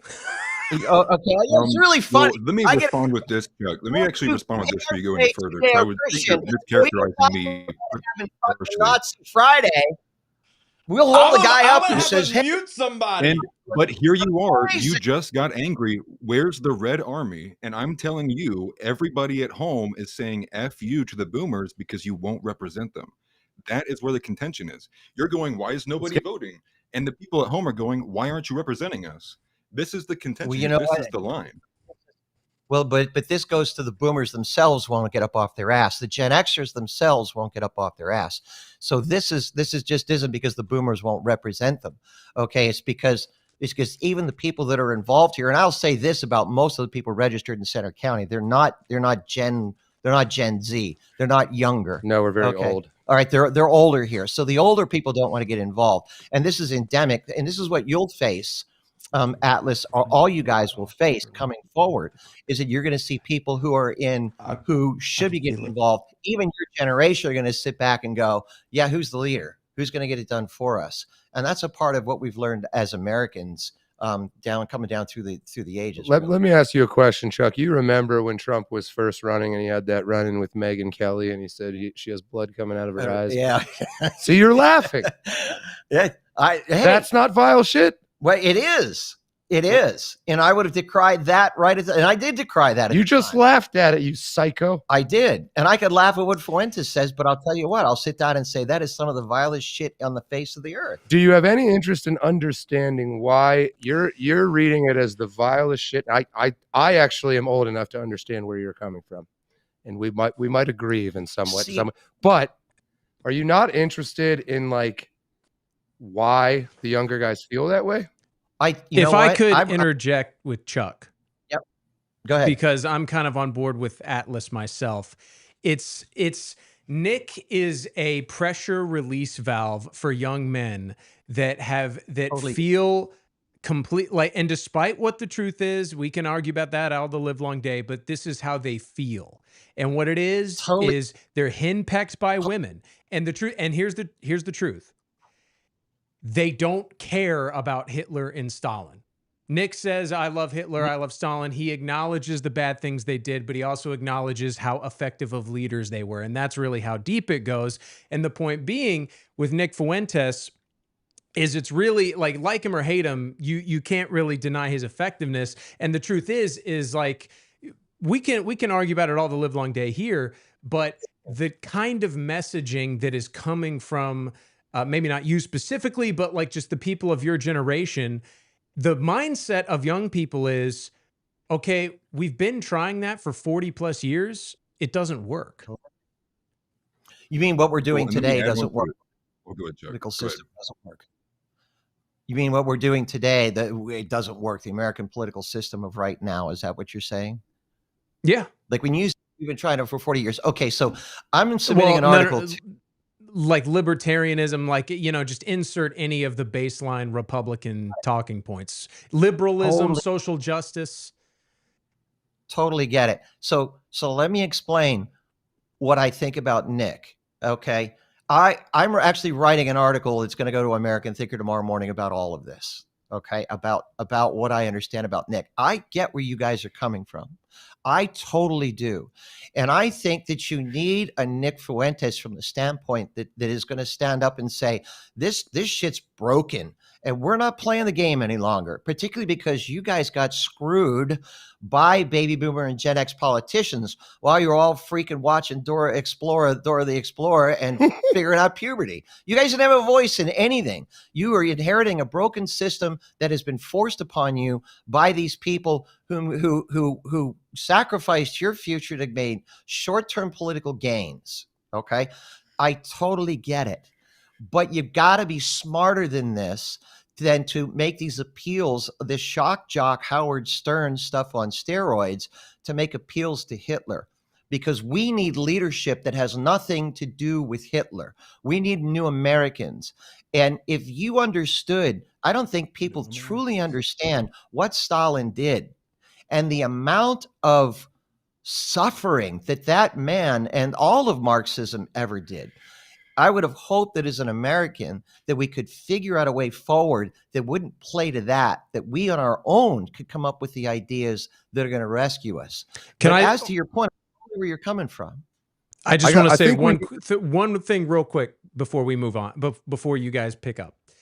We're moving on. I think, yeah. I'm sure Atlas has a lot to say, but to your point, Chuck, I mean, I understand, and we could talk about that all the live long day. But if we zoom out, I think the frustration with young men is this: you are getting super amped up about Nick Fuentes rather than Mamdani, rather than like the woman question or all these liberal. I mean, we're all here talking about it. We're not screaming our heads off either, but like you're getting more upset about Nick than all these other issues we're facing. To us, it's like, you know what? I kind of like, even young men that don't agree, like friends of mine who aren't political, they go, look, I think Nick's a racist, but I kind of agree with the guy. And to me, it's like, who cares? It's not a big deal to people anymore. Go ahead, Alice. And I'm going to step in here. The thing is like, you know, I literally do not care literally what the words that come out of his mouth. Our people are actively being genocided constantly, all day, nonstop, psychologically, physically. I could care less what words come out of that guy's mouth.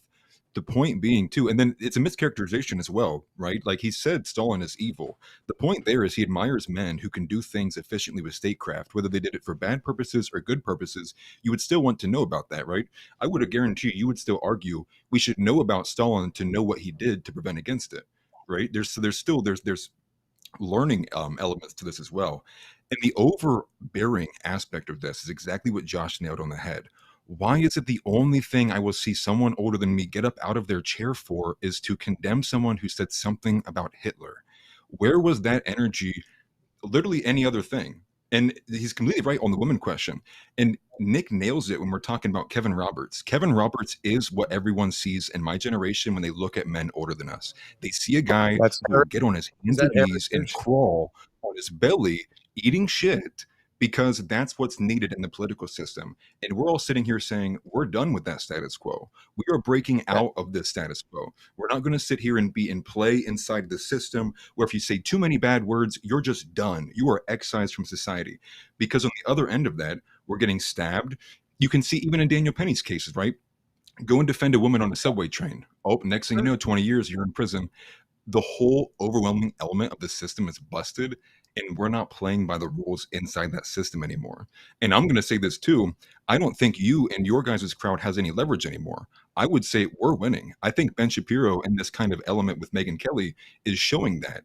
That element of conservatism is losing. So at this point, it's either kind of stand down or get out of the way. Hold on. I've had a stroke of genius. It's coming to you, I promise. It's the only kind of strokes I have, just genius ones. All right.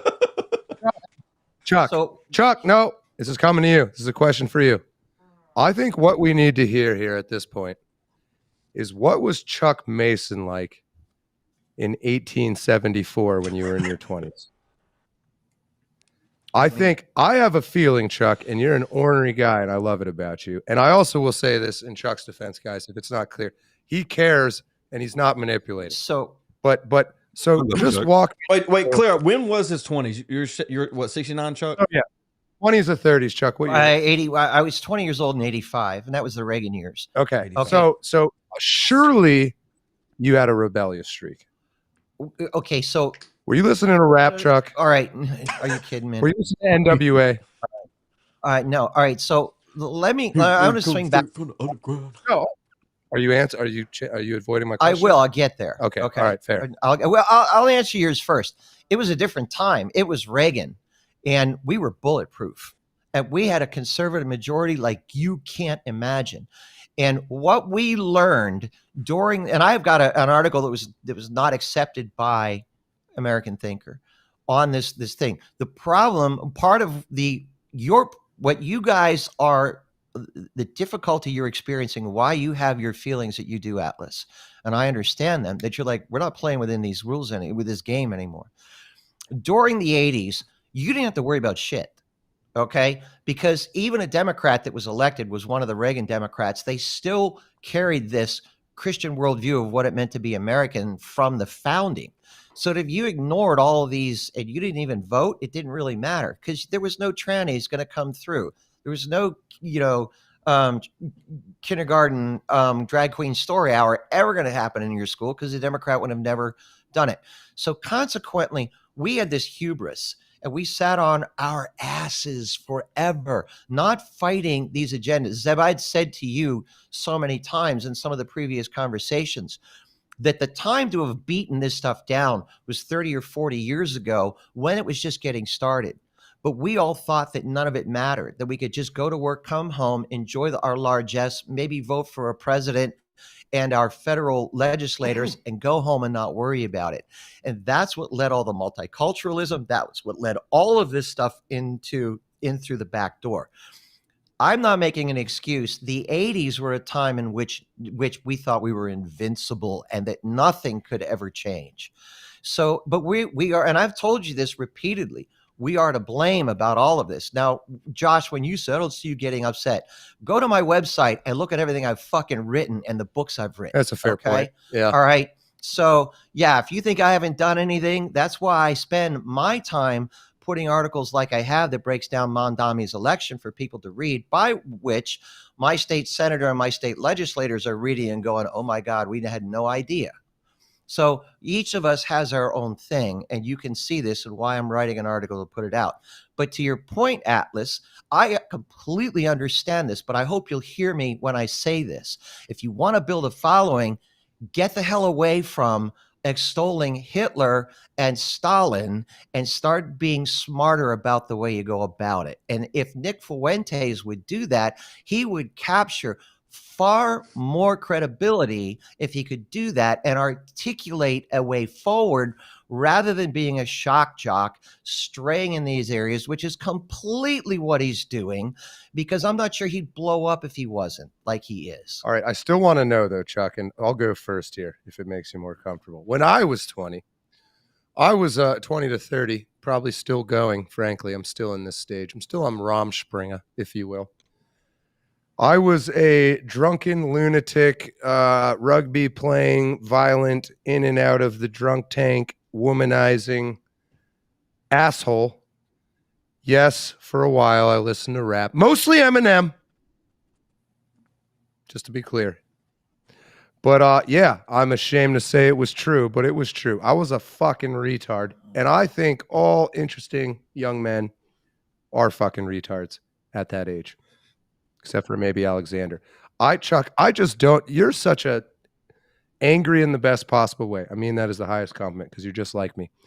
I think you in your 20s were smoking cigarettes, breaking beer bottles over prostitutes' heads, wearing your weird hairband jeans and shit. I don't believe at 20 you were a straight-laced model Christian. I just don't buy it, Chuck. I never said I was. I never said I was. And let me try to modulate this, Atlas, and say this. Okay. And here's the reason why. As you get older and you go through these and you live through these, and particularly going to seminary, sitting through the philosophy and the political theory and knowing that we were going to be in the state that we were almost 25 years ago, and the fact that I've been ignored when I try to tell people what the hell is coming, and then it happens. But Atlas, I think you guys are on the cusp of something, and it would only be wise to spend people's time talking about the solutions in the most responsible way without getting involved in all this other superfluous shock jock stuff. That's what bothers me, and that's why I get upset. It's not Josh getting upset about everything that's happened. It's just the stylistic elements that I think are just going to hurt this in the long run. So here's my response to that. I can't even give a full defense because, so let's just start with your statement, right? Extolling, stop extolling Hitler and Stalin. So let's leave Stalin off of there. What's contained in that statement is a premise that Hitler bad, okay? But I can't even begin to expand on why my disagreement with that or why I think there's nuance there because YouTube doesn't allow it. There's an automatic, we're talking about the post-war consensus. We're talking about nationalism. We're talking about what actually happened during World War II. And that's what I can't even begin to break against that because the system is so overwhelmingly protective of that narrative. So like when you say like Hitler bad, I go like, no, like I don't agree with the post-war consensus, just what everyone said about nationalism. And I can't even get too far into it without risking the YouTube channel, right? And so I can't even have a full-blown conversation with you because that's how far outside the bounds that the censorship apparatus goes. And beyond that too, like extolling Hitler and all that, that plays into the effeminate nature of it, right? You just say things because we live in an effeminate society. Why do these small words like that trigger to such degree? You know why I know that? Because I grew up the fucking men who left to go fight that shit. And the reason why we stay away from that, the reason why that has always been an understood that taboo element of it, is that you guys don't have any idea how horrific it was to rescue the world from that stuff. So we've always said to ourselves, you know what? You could look at Hitler and go, hey, you know what we could do? Every time you get on a freeway system here, that came from Eisenhower driving on the Autobahn through Germany and saying, I'm going to bring this back to America. We fly on jets because of Hitler's jet engines. We have rockets that went to the moon because of, but we've always said this was so horrific that we don't ever want to see any germination of this whatsoever. We don't understand how this goes virulent. So we're not even going to put our freaking toe near that water. So we don't even touch it. And I say that because I live with the men who were so horribly emotionally and physically scarred, having gone through and jumped out of airplanes behind enemy lines and fought by hand in the bulge, that they couldn't fucking sleep at night. And yet you guys as a generation go, hey, we'll just play with this fire, and you know what? We'll be okay. You believe? Some of us let me jump in here real quick. Let me jump in here. You have multiple veterans. There are veterans right now. There was one on Good Morning Britain that was going viral. And what did he say? The sacrifice wasn't worth the result. This is what I'm saying. To even have this conversation, we'd have to move it over to Rumble, because there's so many things I would like to tell you, but I just simply can't, because I don't want YouTube to nuke the channel. And that's the thing that goes along with it. Like, what is General Patton's quote? What did Patton say after the war? You know that, Chuck? Like, there's quotes even from the time. Like, just because guys are fighting in war, I get the sacrifices they made. But just because they're in war and they see violent things doesn't mean the reason that they were fighting, they were fully aware of the operation going on, or what all the people were involved. And let me ask you this: what did they do to the women of Germany after the war was over? Is that what we stand up for values? The mass rapes that happened in Germany after that? Allies. Let me take it on the Soviets, not on us.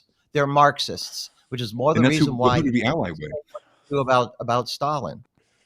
Okay, so we can because you have people like Patton or other individuals, because you can get one or two individuals who will say, well, was the sacrifice worth what we did? You know, you have to put in that not only did 6 million Jews die, okay, but almost 40 million more civilians died through World War II. And I guarantee you that none of that would have happened if you didn't have Hitler. More Christians died in World War II than Jews. But what do you ever see anything talked about that? No, it's because the entire apparatus of World War II, Hitler, and the Holocaust is used ritually as a humiliation ritual. It's used as a cudgel to beat down nationalistic ideas, to beat down Christian ideas. It wants to beat people back into the post-war consensus, which is this global homo world order. I would say that you could talk today, that you could revive nationalism. You have a better shot at reviving nationalism if you don't say things about Hitler that are positive. If you leave, the only reason why it is, so let me use your own reasoning, Atlas.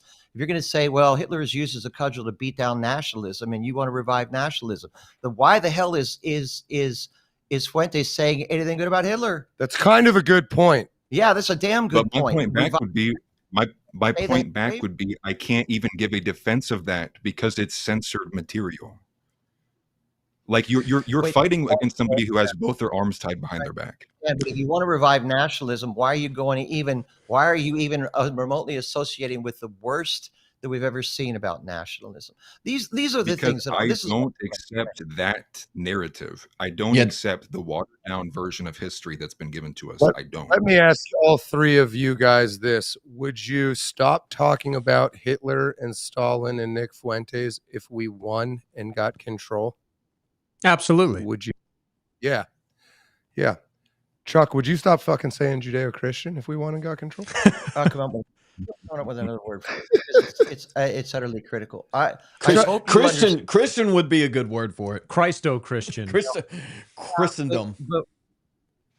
But when you say things like, but as I've said before, it's hard for me to convey that our understanding of human rights and our understanding of America's natural law is all steeped within the Old Testament element.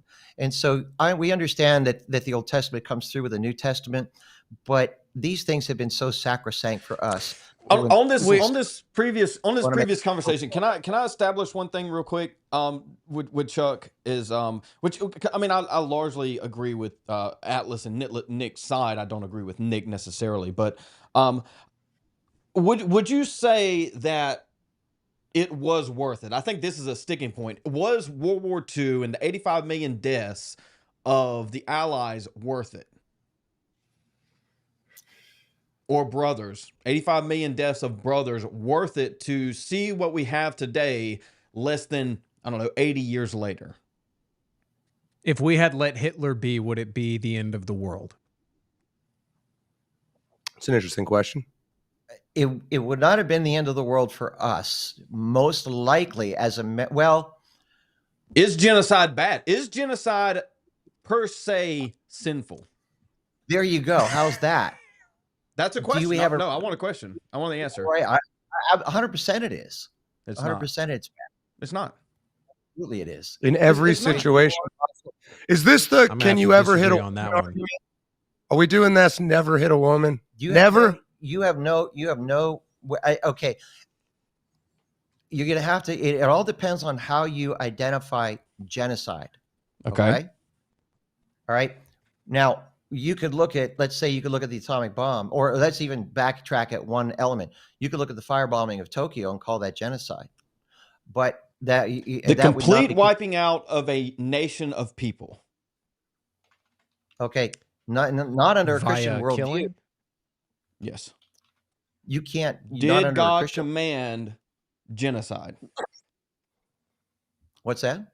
Did God command genocide?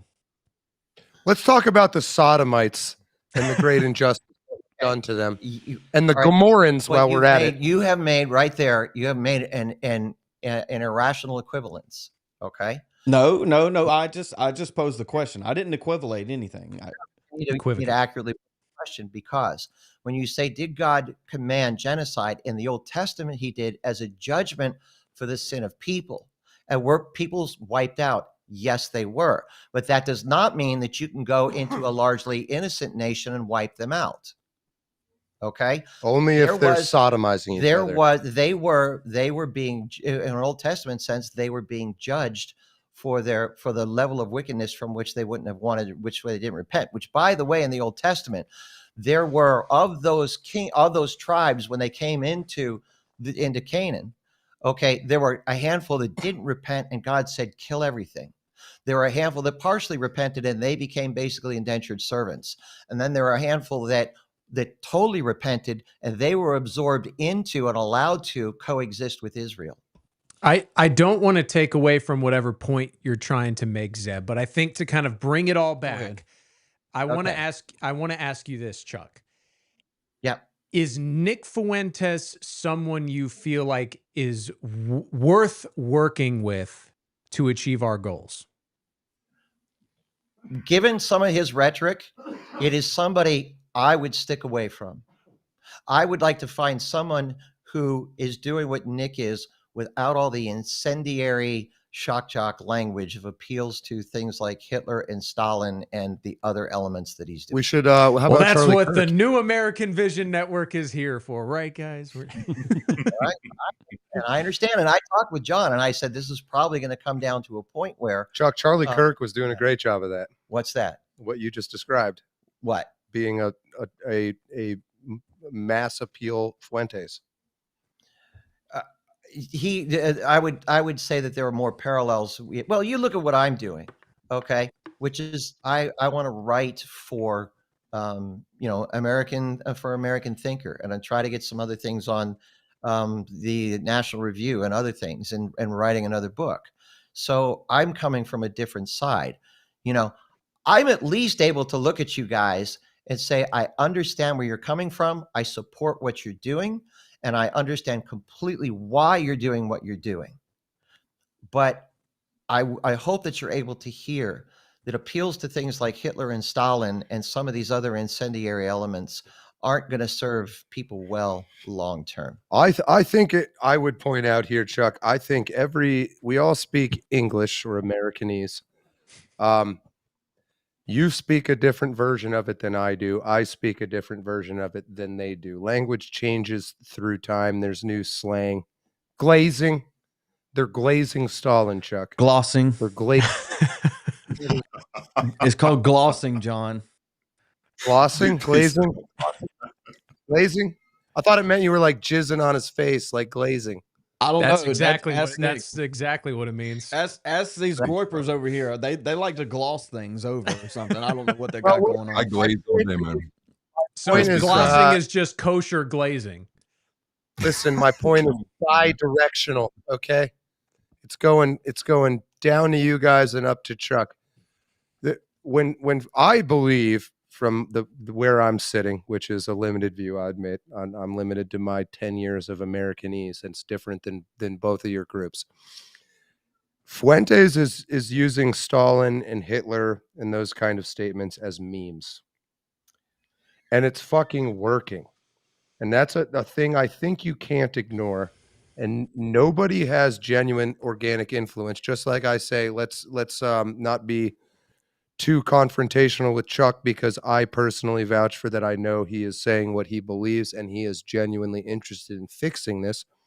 I'd say that back to you is whatever these guys might say that sounds like a foreign crazy language, it might not be that they're worshiping these catastrophically evil figures. It's the same way when you were 20, you might have worshipped, I don't know, who was fucking a retard in the 80s that like who's that fucking gay singer? George Michael? You listen to George Michael? But ask him what his thoughts are on George Lincoln Rockwell. George Lincoln Rockwell. I love GLR. I have no idea who he is. Oh, really? Okay. I don't. That's interesting. Okay. I honestly wouldn't have known who he was if I wasn't on the internet for the past 10 years. It's in the interests of our enemies, gentlemen, to atomize us. And even though we all speak the same language and have grown up in the same country and talk about what Chuck talks about with Reagan is a world the three of you would have very much enjoyed, I think. But I think a point he makes that's very interesting is as soon as you win, if you guys got everything you wanted, you would become complacent. So just the same pattern as it is with the spa and Rome and all that stuff, or as Zeb would say, the capital of ancient Greece, Rome, that kind of thing. But it's all the same. Yeah. I told you I'm unlearned on the Rome.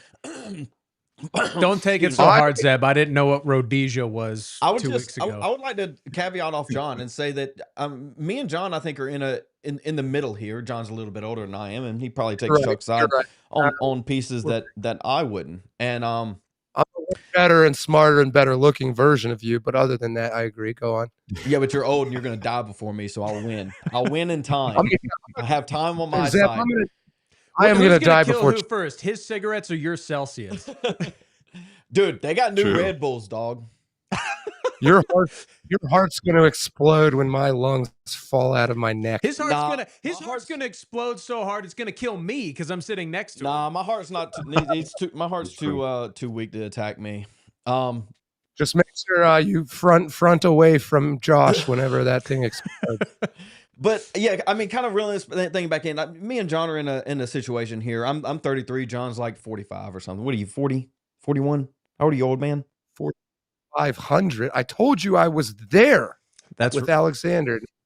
You think I'm joking? Yeah. Well, okay. So I'm 33. John's a little bit older than me, and then you have an older Chuck, and you have a younger Josh and Atlas, and that's kind of where we are. I think me and John are somewhat of a bridge in this aspect. I mean, Napoleon is famous for saying, "I'd never trust someone over 40 in a revolution."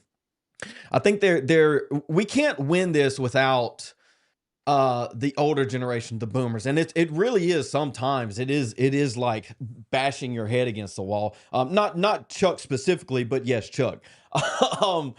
But it's guarantee just the feels way the it is, same and I think it requires some type of bridge. Go He ahead. feels the same way about you, and I don't know that I think either of you are right. I know I'm right, and you cannot assail my positions. They Well, are Josh hermetic. would say you're accidentally right. I would. Well, here's something that I think is objectively true, and I think it is going to be attached to Chuck.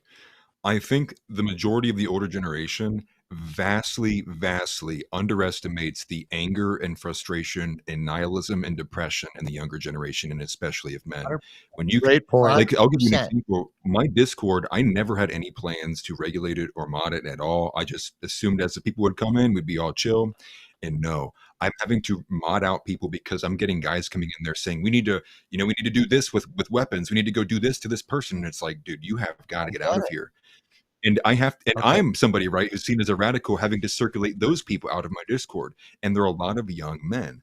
And I think the vastly underestimation of this is going to be the downfall of the Republican Party. Okay, so let me respond to what you just said, Atlas. Let's give it about 10 This minutes. is We'll why- close it up. Go ahead, Chuck. All the more okay.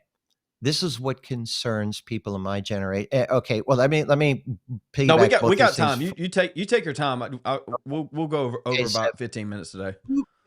You in the short term, you can't do what you want to do. There's not enough of you. As pissed as you are, there's not enough of you. You can't do this Agreed. without. And I don't even boomers. The boomers are getting too old. Okay, I'm on the leading edge of boomers. Once you start to get about 70, which is really where the boomers are, they're too tired. They're too old. They want to go just right off into the damn sunset. They've done whatever they've done. You've got to have Gen X. You've got to have the millennials, and I guarantee you that a lot of the Gen X and the millennials aren't going to be down with this pro-Hitler, whatever you're doing with it, however you rationalize with it, pro-Stalin stuff. But here's the reason why I think all of us who aren't that far removed from it is that we don't know how the hell that stuff started, and we don't know how if that stuff. So you as a leader, knowing the anger that's out there, if you want to lead this and you want to lead this in a way, and I've heard you say on your stuff, how do we do this without revolution? The better shot you're going to have is to stay away from the fucking genocide and lead these people down a path completely away from those things that have caused so much cultural carnage. It's an interesting point. That's why I'm saying what I'm saying. Maybe a winning. You said my argument Let me grab for it. You said my argument for me.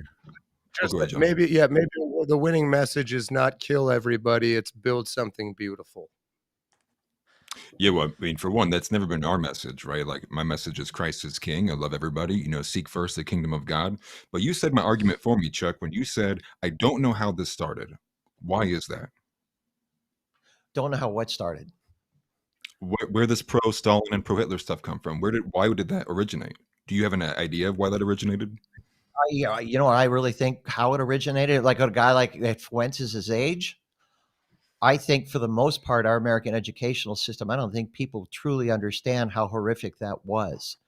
I know nobody in America, almost nobody knows how horrific Stalin was and Marxism is. And I think that there's an element about that I do think a lot of it, I do think a certain amount of it comes from a lack of education. It comes from anger and frustration and hopelessness and in part some ignorance about how horrific that stuff actually truly was. Atlas, you need to go back to middle school so you can learn about Hitler. What's that? Okay, let me repeat this. Nick said that Stalin is an evil man. Literally said it like this last week or 2 weeks ago when the clip was in the controversy. Okay. So his nuanced position is, I admire great men, whether they were of bad nature or good nature.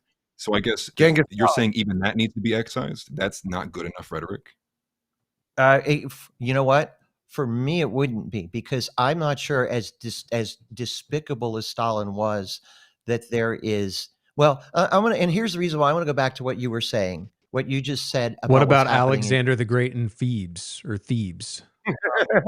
Well, I think what you could look at is, but you know what, Josh, so to your point, I'm not sure that Alexander would be even that great of an an example, because what we're building in America has to be built on something other than that kind of, doesn't matter whether it's Alexander's militarism or whether it was Stalin and Hitler's militarism. Everything that we need to build in America, hopefully we build from something other than militarism. And I think what we have always done. Can you give me an example just of to one of those? break down what Atlas is trying to say here is it's essentially we can acknowledge that Alexander the Great was a flawed and at times he did, like, we're all children of God, so to speak, but we're also all flawed. Alexander the Great did good things and he did evil things. But you yourself said he was a military genius. And that is really Nick's point. And the reason we're even talking about this in the first place, I mean, I don't know what how aware you were of Nick before, I don't know, the past few months maybe, but this is coming up. You're hearing about his admiration for Stalin and Hitler because of exactly this reaction. This is something Atlas and I talked about last night on the Groyper Report, specifically with Brett Cooper. No one has a problem with Brett Cooper. She criticizes Randy Fine, and then they just pull some clip from years ago where she said she went to a clairvoyant because they know the Christians will be upset with that. And that's what they're doing with Nick. Nick said, yeah, I don't really have a big problem with Hitler. He was evil, absolutely, but he was also a good statesman, and I admire that about him. And they're bringing it up because they know this is the exact reaction it'll have in your crowd, with your peers. Right. And I totally understand that there, like I said, there's a shock jock element here going on, and I totally get it. But what I'm saying, and I think we're going to come back to this, and maybe my final point, Atlas, is there's so much anger and there's so much frustration. There's so much hopelessness. There's so much, we're mad as hell and we're not taking it anymore. We're going to burn this damn thing down. That I think that if you're going to move forward and you're going to actually build something new, your best bet are to use the examples of people that have built from a position of a Judeo-Christian worldview. Damn it. Hitler. Damn it, Chuck. Or I said it, a worldview, than from even going anywhere near. All right, you know what? If Christ is king, I'm going to say this to you, Atlas. Christ is king. You got no business doing anything with something as despicable and as evil as Hitler or Stalin. There are so many other elements from which people can borrow throughout history that you don't even need to go there if you're going to remain consistent with the gospel. Listen, I just want to jump in here. I'm going to actually repeat on this because I can't stand when people push on Christian principles like that. So this is going back to Chuck. I'm going to respond directly to Chuck because I cannot stand when people do that about the Christian values. Do you love Hitler, Chuck? Do I love Hitler? Jesus would have. You know what? Hitler. No, I don't love Hitler. Chuck, why are you being so anti-Jesus? All right, now hold on a second. All right. The love that you could have extended to Hitler would have extended during his earthly existence. Once he's dead, he passes into judgment. The man, just like Judas. True. Okay. True. Just like Stalin. You could show if Hitler was alive today, or I would have seen Hitler back in the day when he was still alive, there was an opportunity to have offered him mercy from the standpoint of not necessarily shot him on the spot. I'd have put him into custody. He would have stood trial. He would have been an opportunity to repent for what he did, but he would also have been executed. That would have been the love that you could have given Hitler. Would you crush his balls to get him to admit to something? What's that? Would you crush his balls to get him to admit to something? Hold on, because we're going. Yes, exactly. Because we're going long. I am fine to keep going as long as you guys want. Well, okay. So do you still have I'm happy to go. I've got time, and I want to say this. Okay, I need to say this to you guys because I appreciate the opportunity to be here. But if you guys are going to move in a certain direction and you want to move in that direction, I'm always going to be probably standing, with an oppositional voice to a certain percentage of this. If you want me to be here in that regard, I don't want to filibuster the time. I don't want to do anything along. No, I don't think you're doing that at all. I want to say that to you, that I do appreciate being here, but I recognize that as united as we are, we're vastly separated too. And I want to be aware of what you've built and where you're going, and to respect that. So I just want to offer that. So Zeb should have chimed in and said this, but again, this as the chat is saying, I started with Stacking Coins, who I know is a very smart guy. We're finally talking about this between generations. Yeah, this is where I was obviously gonna take it. it was obviously going to be a shit. I was just giving you shit, Zeb. I wasn't saying you should actually step Well, I in want to there, but follow up after you do. we're all willing to keep going for a little bit. I got nowhere to be. It might seem clownish and goofy and having fucking Jobu and rum and all that goofy stuff. That's the kind of situation this thing. It's Plato in a fucking bar, whatever the bar version was back in Greece. It's how these conversations start. Chuck, I don't want you to leave. You weren't saying you were going to. You were saying I'm not saying I'm going to go to, but like Yeah. I said, we are who we are, and I don't want to. Like I said, you guys have built this, and I want to. This is what you've built, and I appreciate being here, but I also don't want to be the guy who's forcing you off of your of whatever your vision is. Well, No, you're not. hold You're on, not Chuck. doing. Hold on, Chuck. No, I mean, that's exactly what this is for. I mean, Right, me and John right. quite literally built this for that, to have these conversations. I don't want you to go anywhere. I enjoy this dialogue. I think this is something that we're going to have to iron out if we're going to win, right? I know some of them have a different time horizon than I do, but I think we have maybe 10, 15 years at the most. And so we're not going to do that without your age group, Chuck. And so people like me and John are going to have to bridge the gap between people like Atlas and Josh. To some extent, obviously, it's not going to be complete, but if there is any winning to be had, even beyond that, I want to carry this thing maybe another 15, 30 minutes. I want to kind of guide this conversation in a direction to where can we agree on something? I think I want to end a lot of these shows on that if we can. What I mean by agree on something, can we? Obviously, we're not going to agree on what the definition of Hitler is. I think that's too broad of a gap. But is there something that we can agree on with respect to this conversation that we're having? And if not, I think we should do a complete full episode across the board with great men of history that would go down as evil, but are great men nonetheless that we can learn from. I don't know where y'all want to start, and maybe Atlas wants to touch on something that's I want to previously been this is a touched on. personal thing with Chuck, which is I love you, Chuck, and I'm glad that you're here. And in fact, I appreciate this a lot because I find this to be, well, not that you're practiced, but it's good exercise to get this through. And because this is the conversation that I think a lot of people are going to have. And you see it already, right? I think a meme that went viral was a text from a guy from his mom, and she was like, "Do you seriously listen to this Nick Fuentes kid?" And his response is yes, but the caption of it was like me about ready to have that conversation with my parents. That is going to be a lot of conversations when parents find out they listen to Nick Fuentes, and they're going to wonder why. But the response back is going to be, why do you only know and see these clips that are the most reactive and most like shock jock elements? Why do you not know the main elements of his message? Why is that being hidden from you? Especially when he streams for like 2 hours a night, 5 days a week, well, some weeks, and the majority of what he's talking about is Israeli control over the United States. But all anybody wants to talk about is the small quips he has maybe at the beginning of the show or at the end of the show. And that's the point. They're trying to obfuscate and distract you from the actual message he has. And the message he has is clearly winning. And now think about this. Zoom out. The entirety of what's happening here is you have the guy basically banned off of all platforms, censored and blacklisted from the entire mainstream conservative outlet. And what's happening? He's becoming mainstream. He's a guy on Rumble streaming to 50,000 live viewers a night. The whole system's trying to hold this guy down, and they can't do it. He's breaking through that firewall, so much to the point that the New York Times is puffing him for pro pieces to help align against the left and do their kind of nefarious things. Let me throw Chuck a bone here real quick, because this is my primary issue with Nick Fuentes. And my primary issue with Nick Fuentes is he is inherently a de-escalator.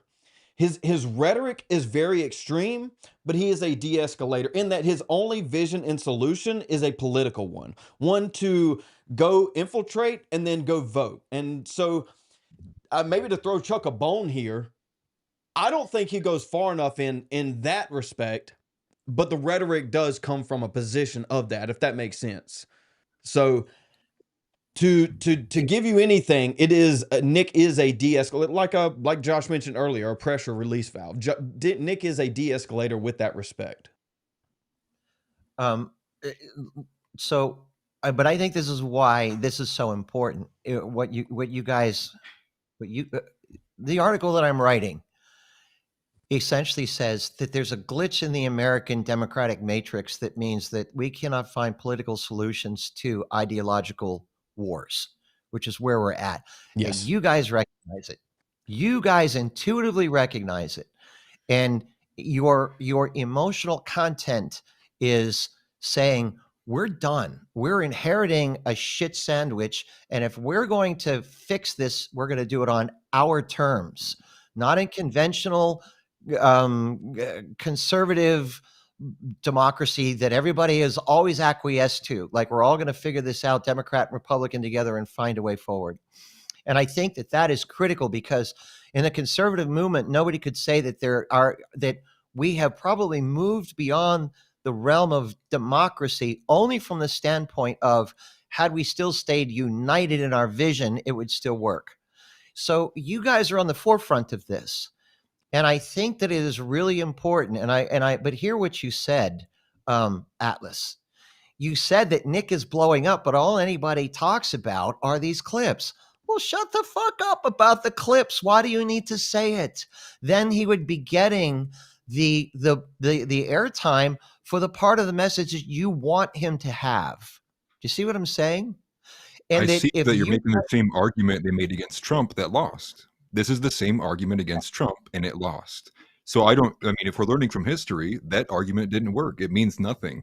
And so I guess I would understand what other element do you have, right? Because clearly mean tweets didn't work the first time. It's not going to work the second time. Well, if I could interject real quick, I mean, to piggyback off of Atlas, it's essentially this. I mean, we talk about how, the people don't read enough. The people aren't like every individual is not a philosopher king. They're not involved enough. But that's exactly the point. Is the problem with the system we have right now is that the politicians and leaders are reliant on the people themselves and what the people think, which is why you need to have this mass appeal. If I want to be president of the United States, I can't piss off whites. I can't piss off you can't piss off whites.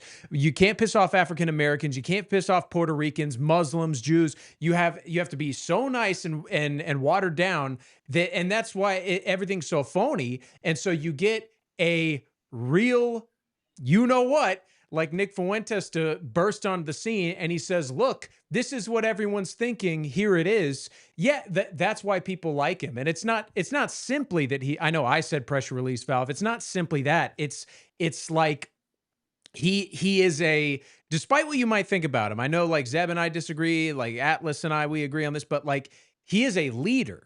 He is shaping the narrative. I've never disagreed with that. He's a breath of fresh air. He's a breath of fresh air. Exactly. So let me respond to what you just said, Josh. I understand that we're not going to get anywhere through the all the acquiescing has gotten us into the situation that we are. However, I don't know how effectively how successful you can be. You're going to need support. You're going to have to cast a vision that has support off of, at least, like I said, at the very least, this is going to have to work with white boomers and with white Gen Xers and white upper millennials. Okay. You're not going to be able to do this on your backs alone. All right. Because, and so you're going to have to be able to, how? You guys are outnumbered. We're supposed to be agreeing, not disagreeing, guys. What is the story of the left? The story of the left is a 5% extremely vocal minority directed and commandeered the entire left-wing party to what it is right now. The same thing is true of the revolution. The founding fathers didn't have the majority. You don't need a majority to enact change. You just need to be effective. Okay, but Chuck, hold on. All right. Were the Bolsheviks the majority?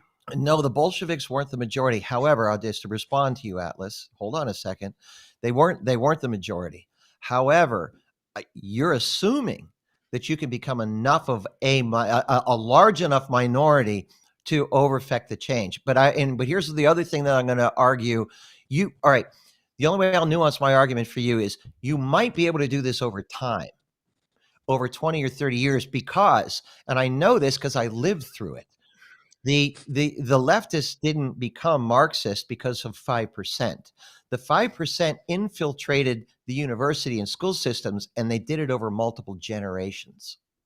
So if you want to live through multiple generations, if you're going to do a 20 or 30 or, well, remember, it's even more than that, because this started in the middle 1960s. If you've got a 60-year time frame on this, knock yourself out. But if you think that you're going to be able to, 5% is going to be able to affect the change, and that is probably not.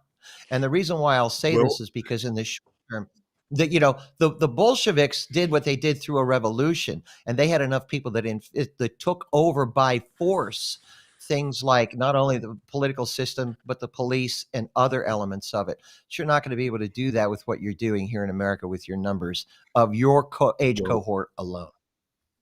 I want to chime in here. I want to chime in too. too. Just wrong. I just wanted you guys to know. Back to there would be Andrew Tate. Go ahead, John. Go ahead. My bad. No, you go. Go ahead, Atlas. Go ahead. Andrew. Okay, so did Andrew Tate march the institutions at some point? Did he like get his guys in there and like now this is why Andrew Tate is beloved across the world?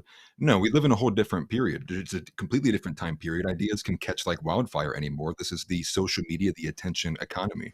And in addition to that, Nick Fuentes and Andrew Tate, they both kind of, and I don't like Andrew Tate as much, but they both capture what is called a breath of fresh air. And what people mean by that is what they do is they say what everyone else is thinking but won't say. That is their appeal.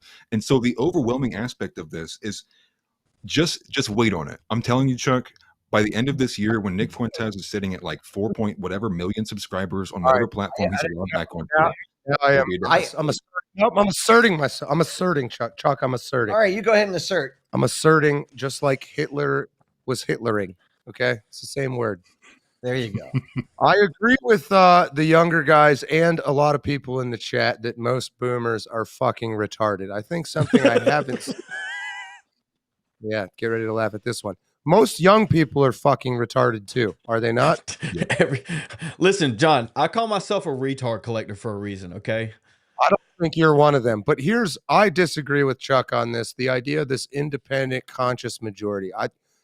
The Origin of Consciousness and the Breakdown of the Bicameral Mind is a great book. I think you guys should read it if you hadn't read it yet. Here's what I see happening. I actually think that it takes 5%. It probably takes 10 committed guys 15. to affect change. Most people are just out there and they will follow, and women especially, as Orwell said, will follow the guy with the big cock, period. And they don't care if he loves Hitler or if he loves Joe Boo. Or all they care about is that guy is kicking the shit out of the other guys. That's it. Trump won that way. Nick Fuentes has grown by that very human perception. I think we make the mistake, Chuck, and you younger guys as well. Human beings are not transistors. It's not a three-pronged little computational element that gets an input that makes you spit out either true or false. That's great. That's how logic works. That's how computers work. That's not how fucking people work. And we've totally lost sight of that. Pretty much since 99 in the movie The Matrix, we've convinced that we're elements in a computer, and we're fucking not. And if you look at, again, you yourself, Chuck, just what Alexander the Great took 20,000 guys and just butt raped the modern world. Massively outnumbered. And so are the Groypers 20,000? I mean, probably. There's a lot more people alive now. Is it enough? I don't know. I don't know the answer. You know what? These guys aren't Alexander the Great. No. It wasn't the 20 grand. It was Alexander. All the that Great matters is the guy so. that's going to fucking win, though, Chuck, is the All guy right. who wants it the most and is willing to die for it. And to date, that has been the left. The trannies will go get guns, or the CIA or whoever you want to say it is will go get guns and kill us. They'll kill us. Let me before Chuck jumps in. I want to guide this. Damn it, man. Did I no, cut you off? Joe Boo. Joe Boo said switch. No, he said, I didn't even say it. Joe Boo said it, so you can't even be mad at me. What did he say? I've offloaded my responsibility. Joe Boo. All right. Let me kind of. I guess we can kind of work on closing this up. There's obviously going to be some discussion that's going to happen on the back of this. I wanted to get to some type of solution. Now, what has popped up is Chuck has kind of talked about there's no political solution for an ideological issue. And I agree with that. And so I would pose the question to Atlas, Josh, and Chuck. What is that issue? Is that solution political? And if it is not political, then what is it? If there is no solution to an ideological problem, which I think we all agree that there is, do we just vote harder? That doesn't sound right to me. And we definitely don't have 60 years. So what is the issue? And what is the solution, and how do we get there? What is it political? Is it revolution? Do we pick up arms and shoot down the F-35s? No. The solution is telepathic. We will enter the astral plane and incept everyone's minds. That's the solution. Taking that seriously, three on the table. Go ahead, Chuck. Yeah. No, you want go ahead. Okay, so as far as I see it, we have three kind of solutions on the table. You have incrementalism, which Zeb just said we don't have 60 years, so that's off the table. So then we have accelerationism and revolution. That's like the two kind of like pathways we have in front of us, right? Because if you take away the timeline, incrementalism is not going to work. And the only solution the current GOP is offering is incrementalism. And that's not what people are down with. And in fact, right now you have different factions. Basically, I'm not there with them. With the accelerationist argument, maybe what we do need to do is actually withhold our votes, force the systems to get crashed by the left-wing ideology, and maybe then the GOP and people will wake up and actually put people in office. If you go outside of that, we need to follow the founder's blueprint, which is what? It's the things that you can't really say or talk about in full nature on this platform, but that would be the solution then. And the idea there still would follow. It would be like 10 committed men. Who are the 30 guys who are going to sign that document that said, I want it more than everyone else in this nation? But the issue is there's not guys who even have that hunger in them. Because they're getting beat down with porn, they're getting beat down with the poison in their food. And I say it all the time. Like, I go to Walmart and I look around and it's like, there's no evolution happening, dude. This guy's 418 pounds and he needs to get pushed with a speedboat there in Walmart, or those mobile wheelchairs, whatever they're calling. Pushed with a speedboat. It's a crazy image. Well, you know what I'm talking about. That's the average state of the guy. So if Walmart is supposed to be like the representation or a mirror of like the average people in this country, well, revolution's also off the table. These guys are just going to be liabilities, and I'm not going to risk my life and my family and my children with a guy who like is going to lose breath a quarter mile in. So to me, it's like I'm full on with accelerationism. Like, if the GOP wants to put up this disgusting platform, Gavin Newsom has my vote. Well, let me ask Atlas this: if you're on the accelerationism train, if you're on the train and we're accelerating, I don't know where we're going. I don't know if it starts with an A or not. But if you're on the train and we're accelerating, do we win on the back end of that acceleration, or is it worse? Because I think it is worse. I agree with Zeb on this one. Well, they're both worse. Revolution would be worse too. Here comes some great wisdom. No, hold on. Hold on. I need to speak. No. I'm sorry that I'm speaking through John Ward. Sometimes I've realized I crack jokes that only I find funny, but like that's enough for me to still say them on a live show when I really shouldn't. So sorry about that.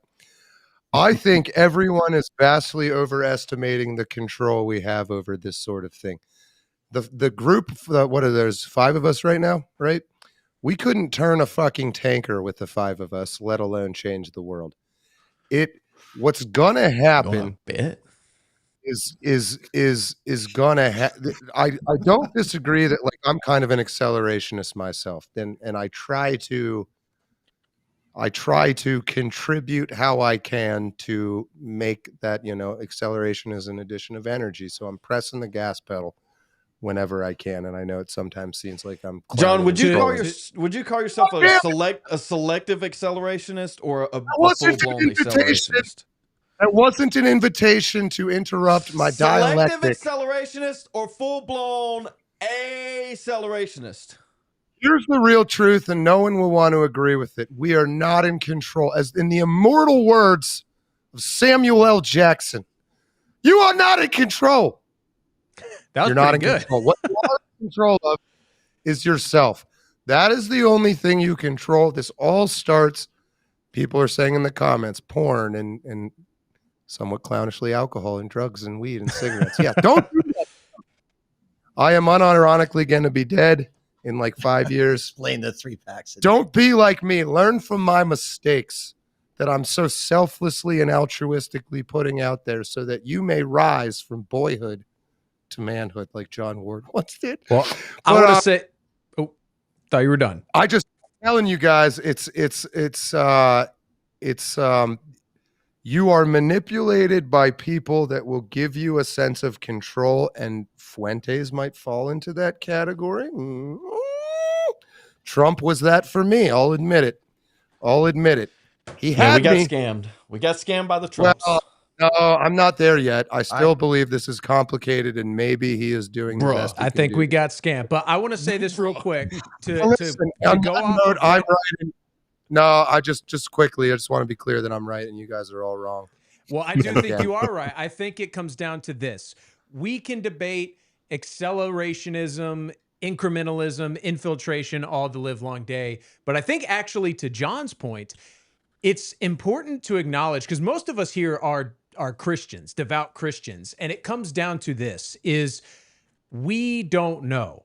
All we can do, like John said, we're individuals, and we can ask ourselves, am I representing Christ? Am I on the side of Christ? And if you are, then you don't have anything to worry about. We can speculate, but honestly, trying to understand this, trying to know for a fact what the strategy is ultimately futile, because at the end of the day, we are finite beings.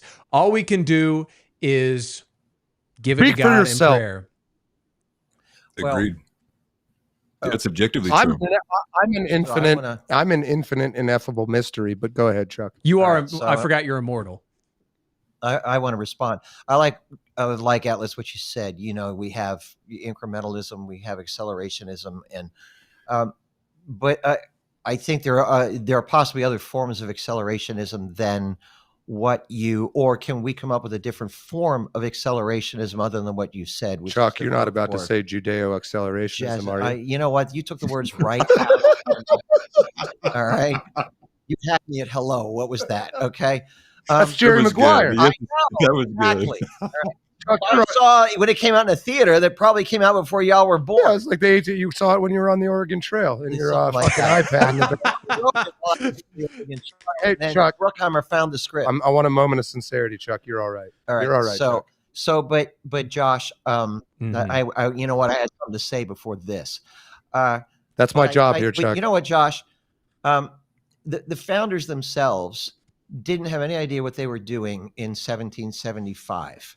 Okay, they knew that they were going to start this thing, and it wasn't until the late 1780s that they actually had a constitution, or were in the process of a constitution.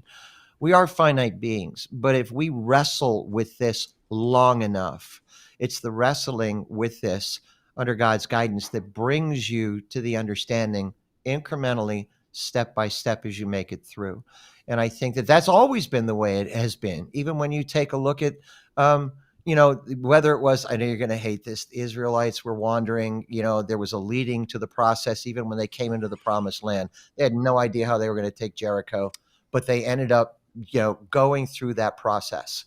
Okay. The same way with the after post-resurrection, they didn't know what they were doing. It's one step at a time, wrestling with it, you know, but you guys are on the leading edge of saying this is so broken that it ain't, that there's doing the status quo, Atlas, of what we've done to this point is effed. It is not going to do anything other than bring us what we have, and we're done. I think that, Chuck, that as egregious as we find the references to Hitler and Stalin, the people of our age who are very well read, unlike these fucking Bieber fans. Hey, go believe something. You guys go believe tonight, all right? I just want to make sure. No, okay, I'm obviously joking. The fact that they're saying that in the way we understand it with our like, that means something. That means they're not joking. If you're willing to put your face on the internet and say things, I get it. I don't even care anymore if I agree with it or not. I know that's a guy who cares. Totally. You have to care. It's in the article I wrote, brother. Yeah, no, I'm with, and so that's why I back you American up. thinker in the Chuck, morning. I'm your biggest fan. You know it. You know it. We're gonna have a fist fight after this. I can already tell. No, bro. We'll have another shot. Right? No, we're not gonna have a fist fight. No, we're not. He's even arguing with me about whether or not we're gonna fight. And me and Atlas, we're gonna go pray to our effigy of Hitler. That's what we're gonna do. Yeah. All right. I'm sorry, I wasn't derailing, but I know Zeb said he had to go like do some gay shit or something. I was just trying to help him out. Yeah. I pissed my pants 5 minutes ago. Oh He had man. to go visit a Roman bathhouse in Thebes in Greece. A Roman house. Great joke. Let me get I'm gonna get They everybody. weren't gay. I'm gonna get everybody to give their little out. Who wants to go first? Then I'm gonna let Josh close it up. Sure, I'll lead the way. Go for it. My name is Juan Jord. You can find me at pornhub.com. IAMSERIOUS.com or thetruth.com or Sam Hyde can't keep getting away with it.com.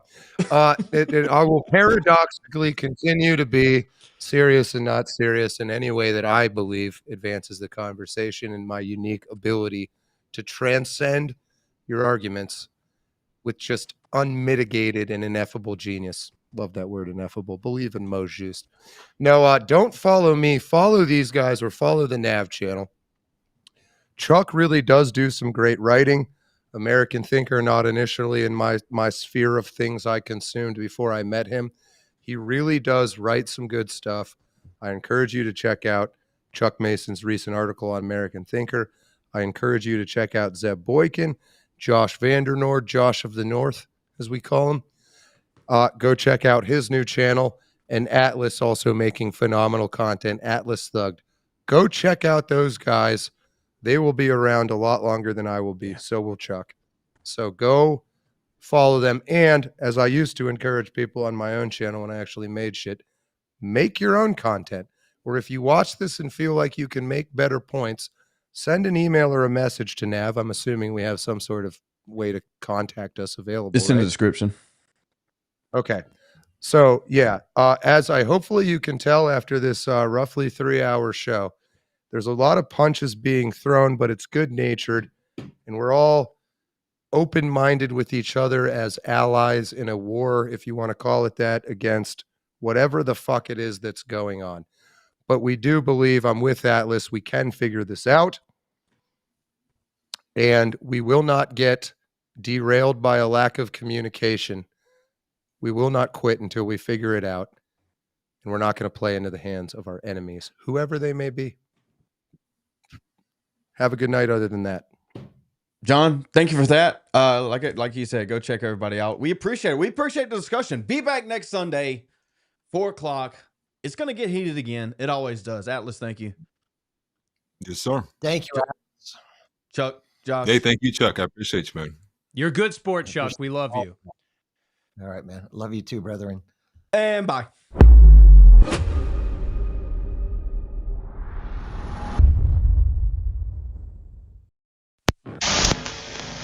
I stand before you today, a free man, no chains, no masters.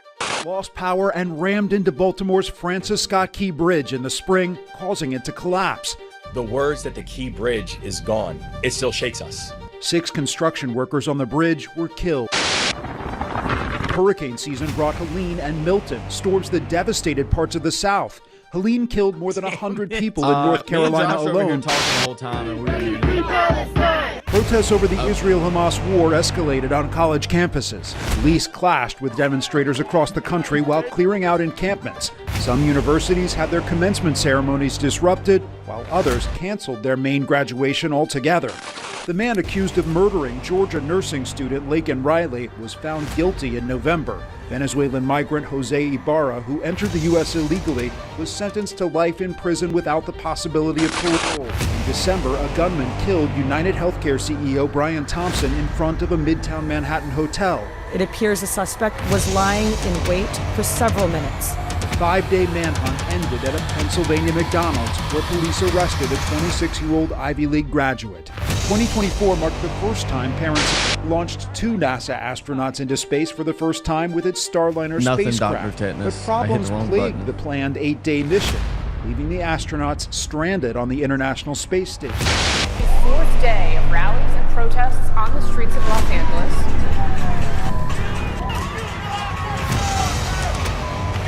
It was a peaceful rally. What is going on right now is also peaceful. Here we are expecting rallies later on. When they show up, we gotta show up even stronger. In Los Angeles, there is a new crowd of protesters that has been building. CNN had it that these were rallies. Now they've become protests. I'm afraid that by tonight they become riots. If we don't have the ability to stand up... We talk about like the age of information. What we really are in right now is an entertainment age. They still want to shoot you. They killed Charlie Kirk. They praised it. They want Donald Trump. They want Chirachik. They want anyone they associate with the right. They want to kill them. They brag about this. They continue on with this. It's been over a month and they're still going on about it. At some point, you got to say, hey, maybe that's me too. Hello, world champions. I'm John Ward, and today on Breaking News, we are breaking the fake lie continuum. Get ready for 1.21 gigawatts, McFly, because your mind is a boomer expat, and this episode is the Bangkok Ladyboy Softball Club, and hardballs are also okay too. Also, that club. Sorry, we know good English. And what I mean by that is, not only is your mind about to be blown more times than a lead in a LeBron James Finals series, it's going to get blown in ways you don't want it to. A horror in the midst of which you will realize this is the real soul crusher. You're paying for it. A free man. No chains, no compromise. But it is a compromise nonetheless going to have to be made if we are to ever revamp and rework the system, ultimately in an attempt to circumvent any kind of violent revolution.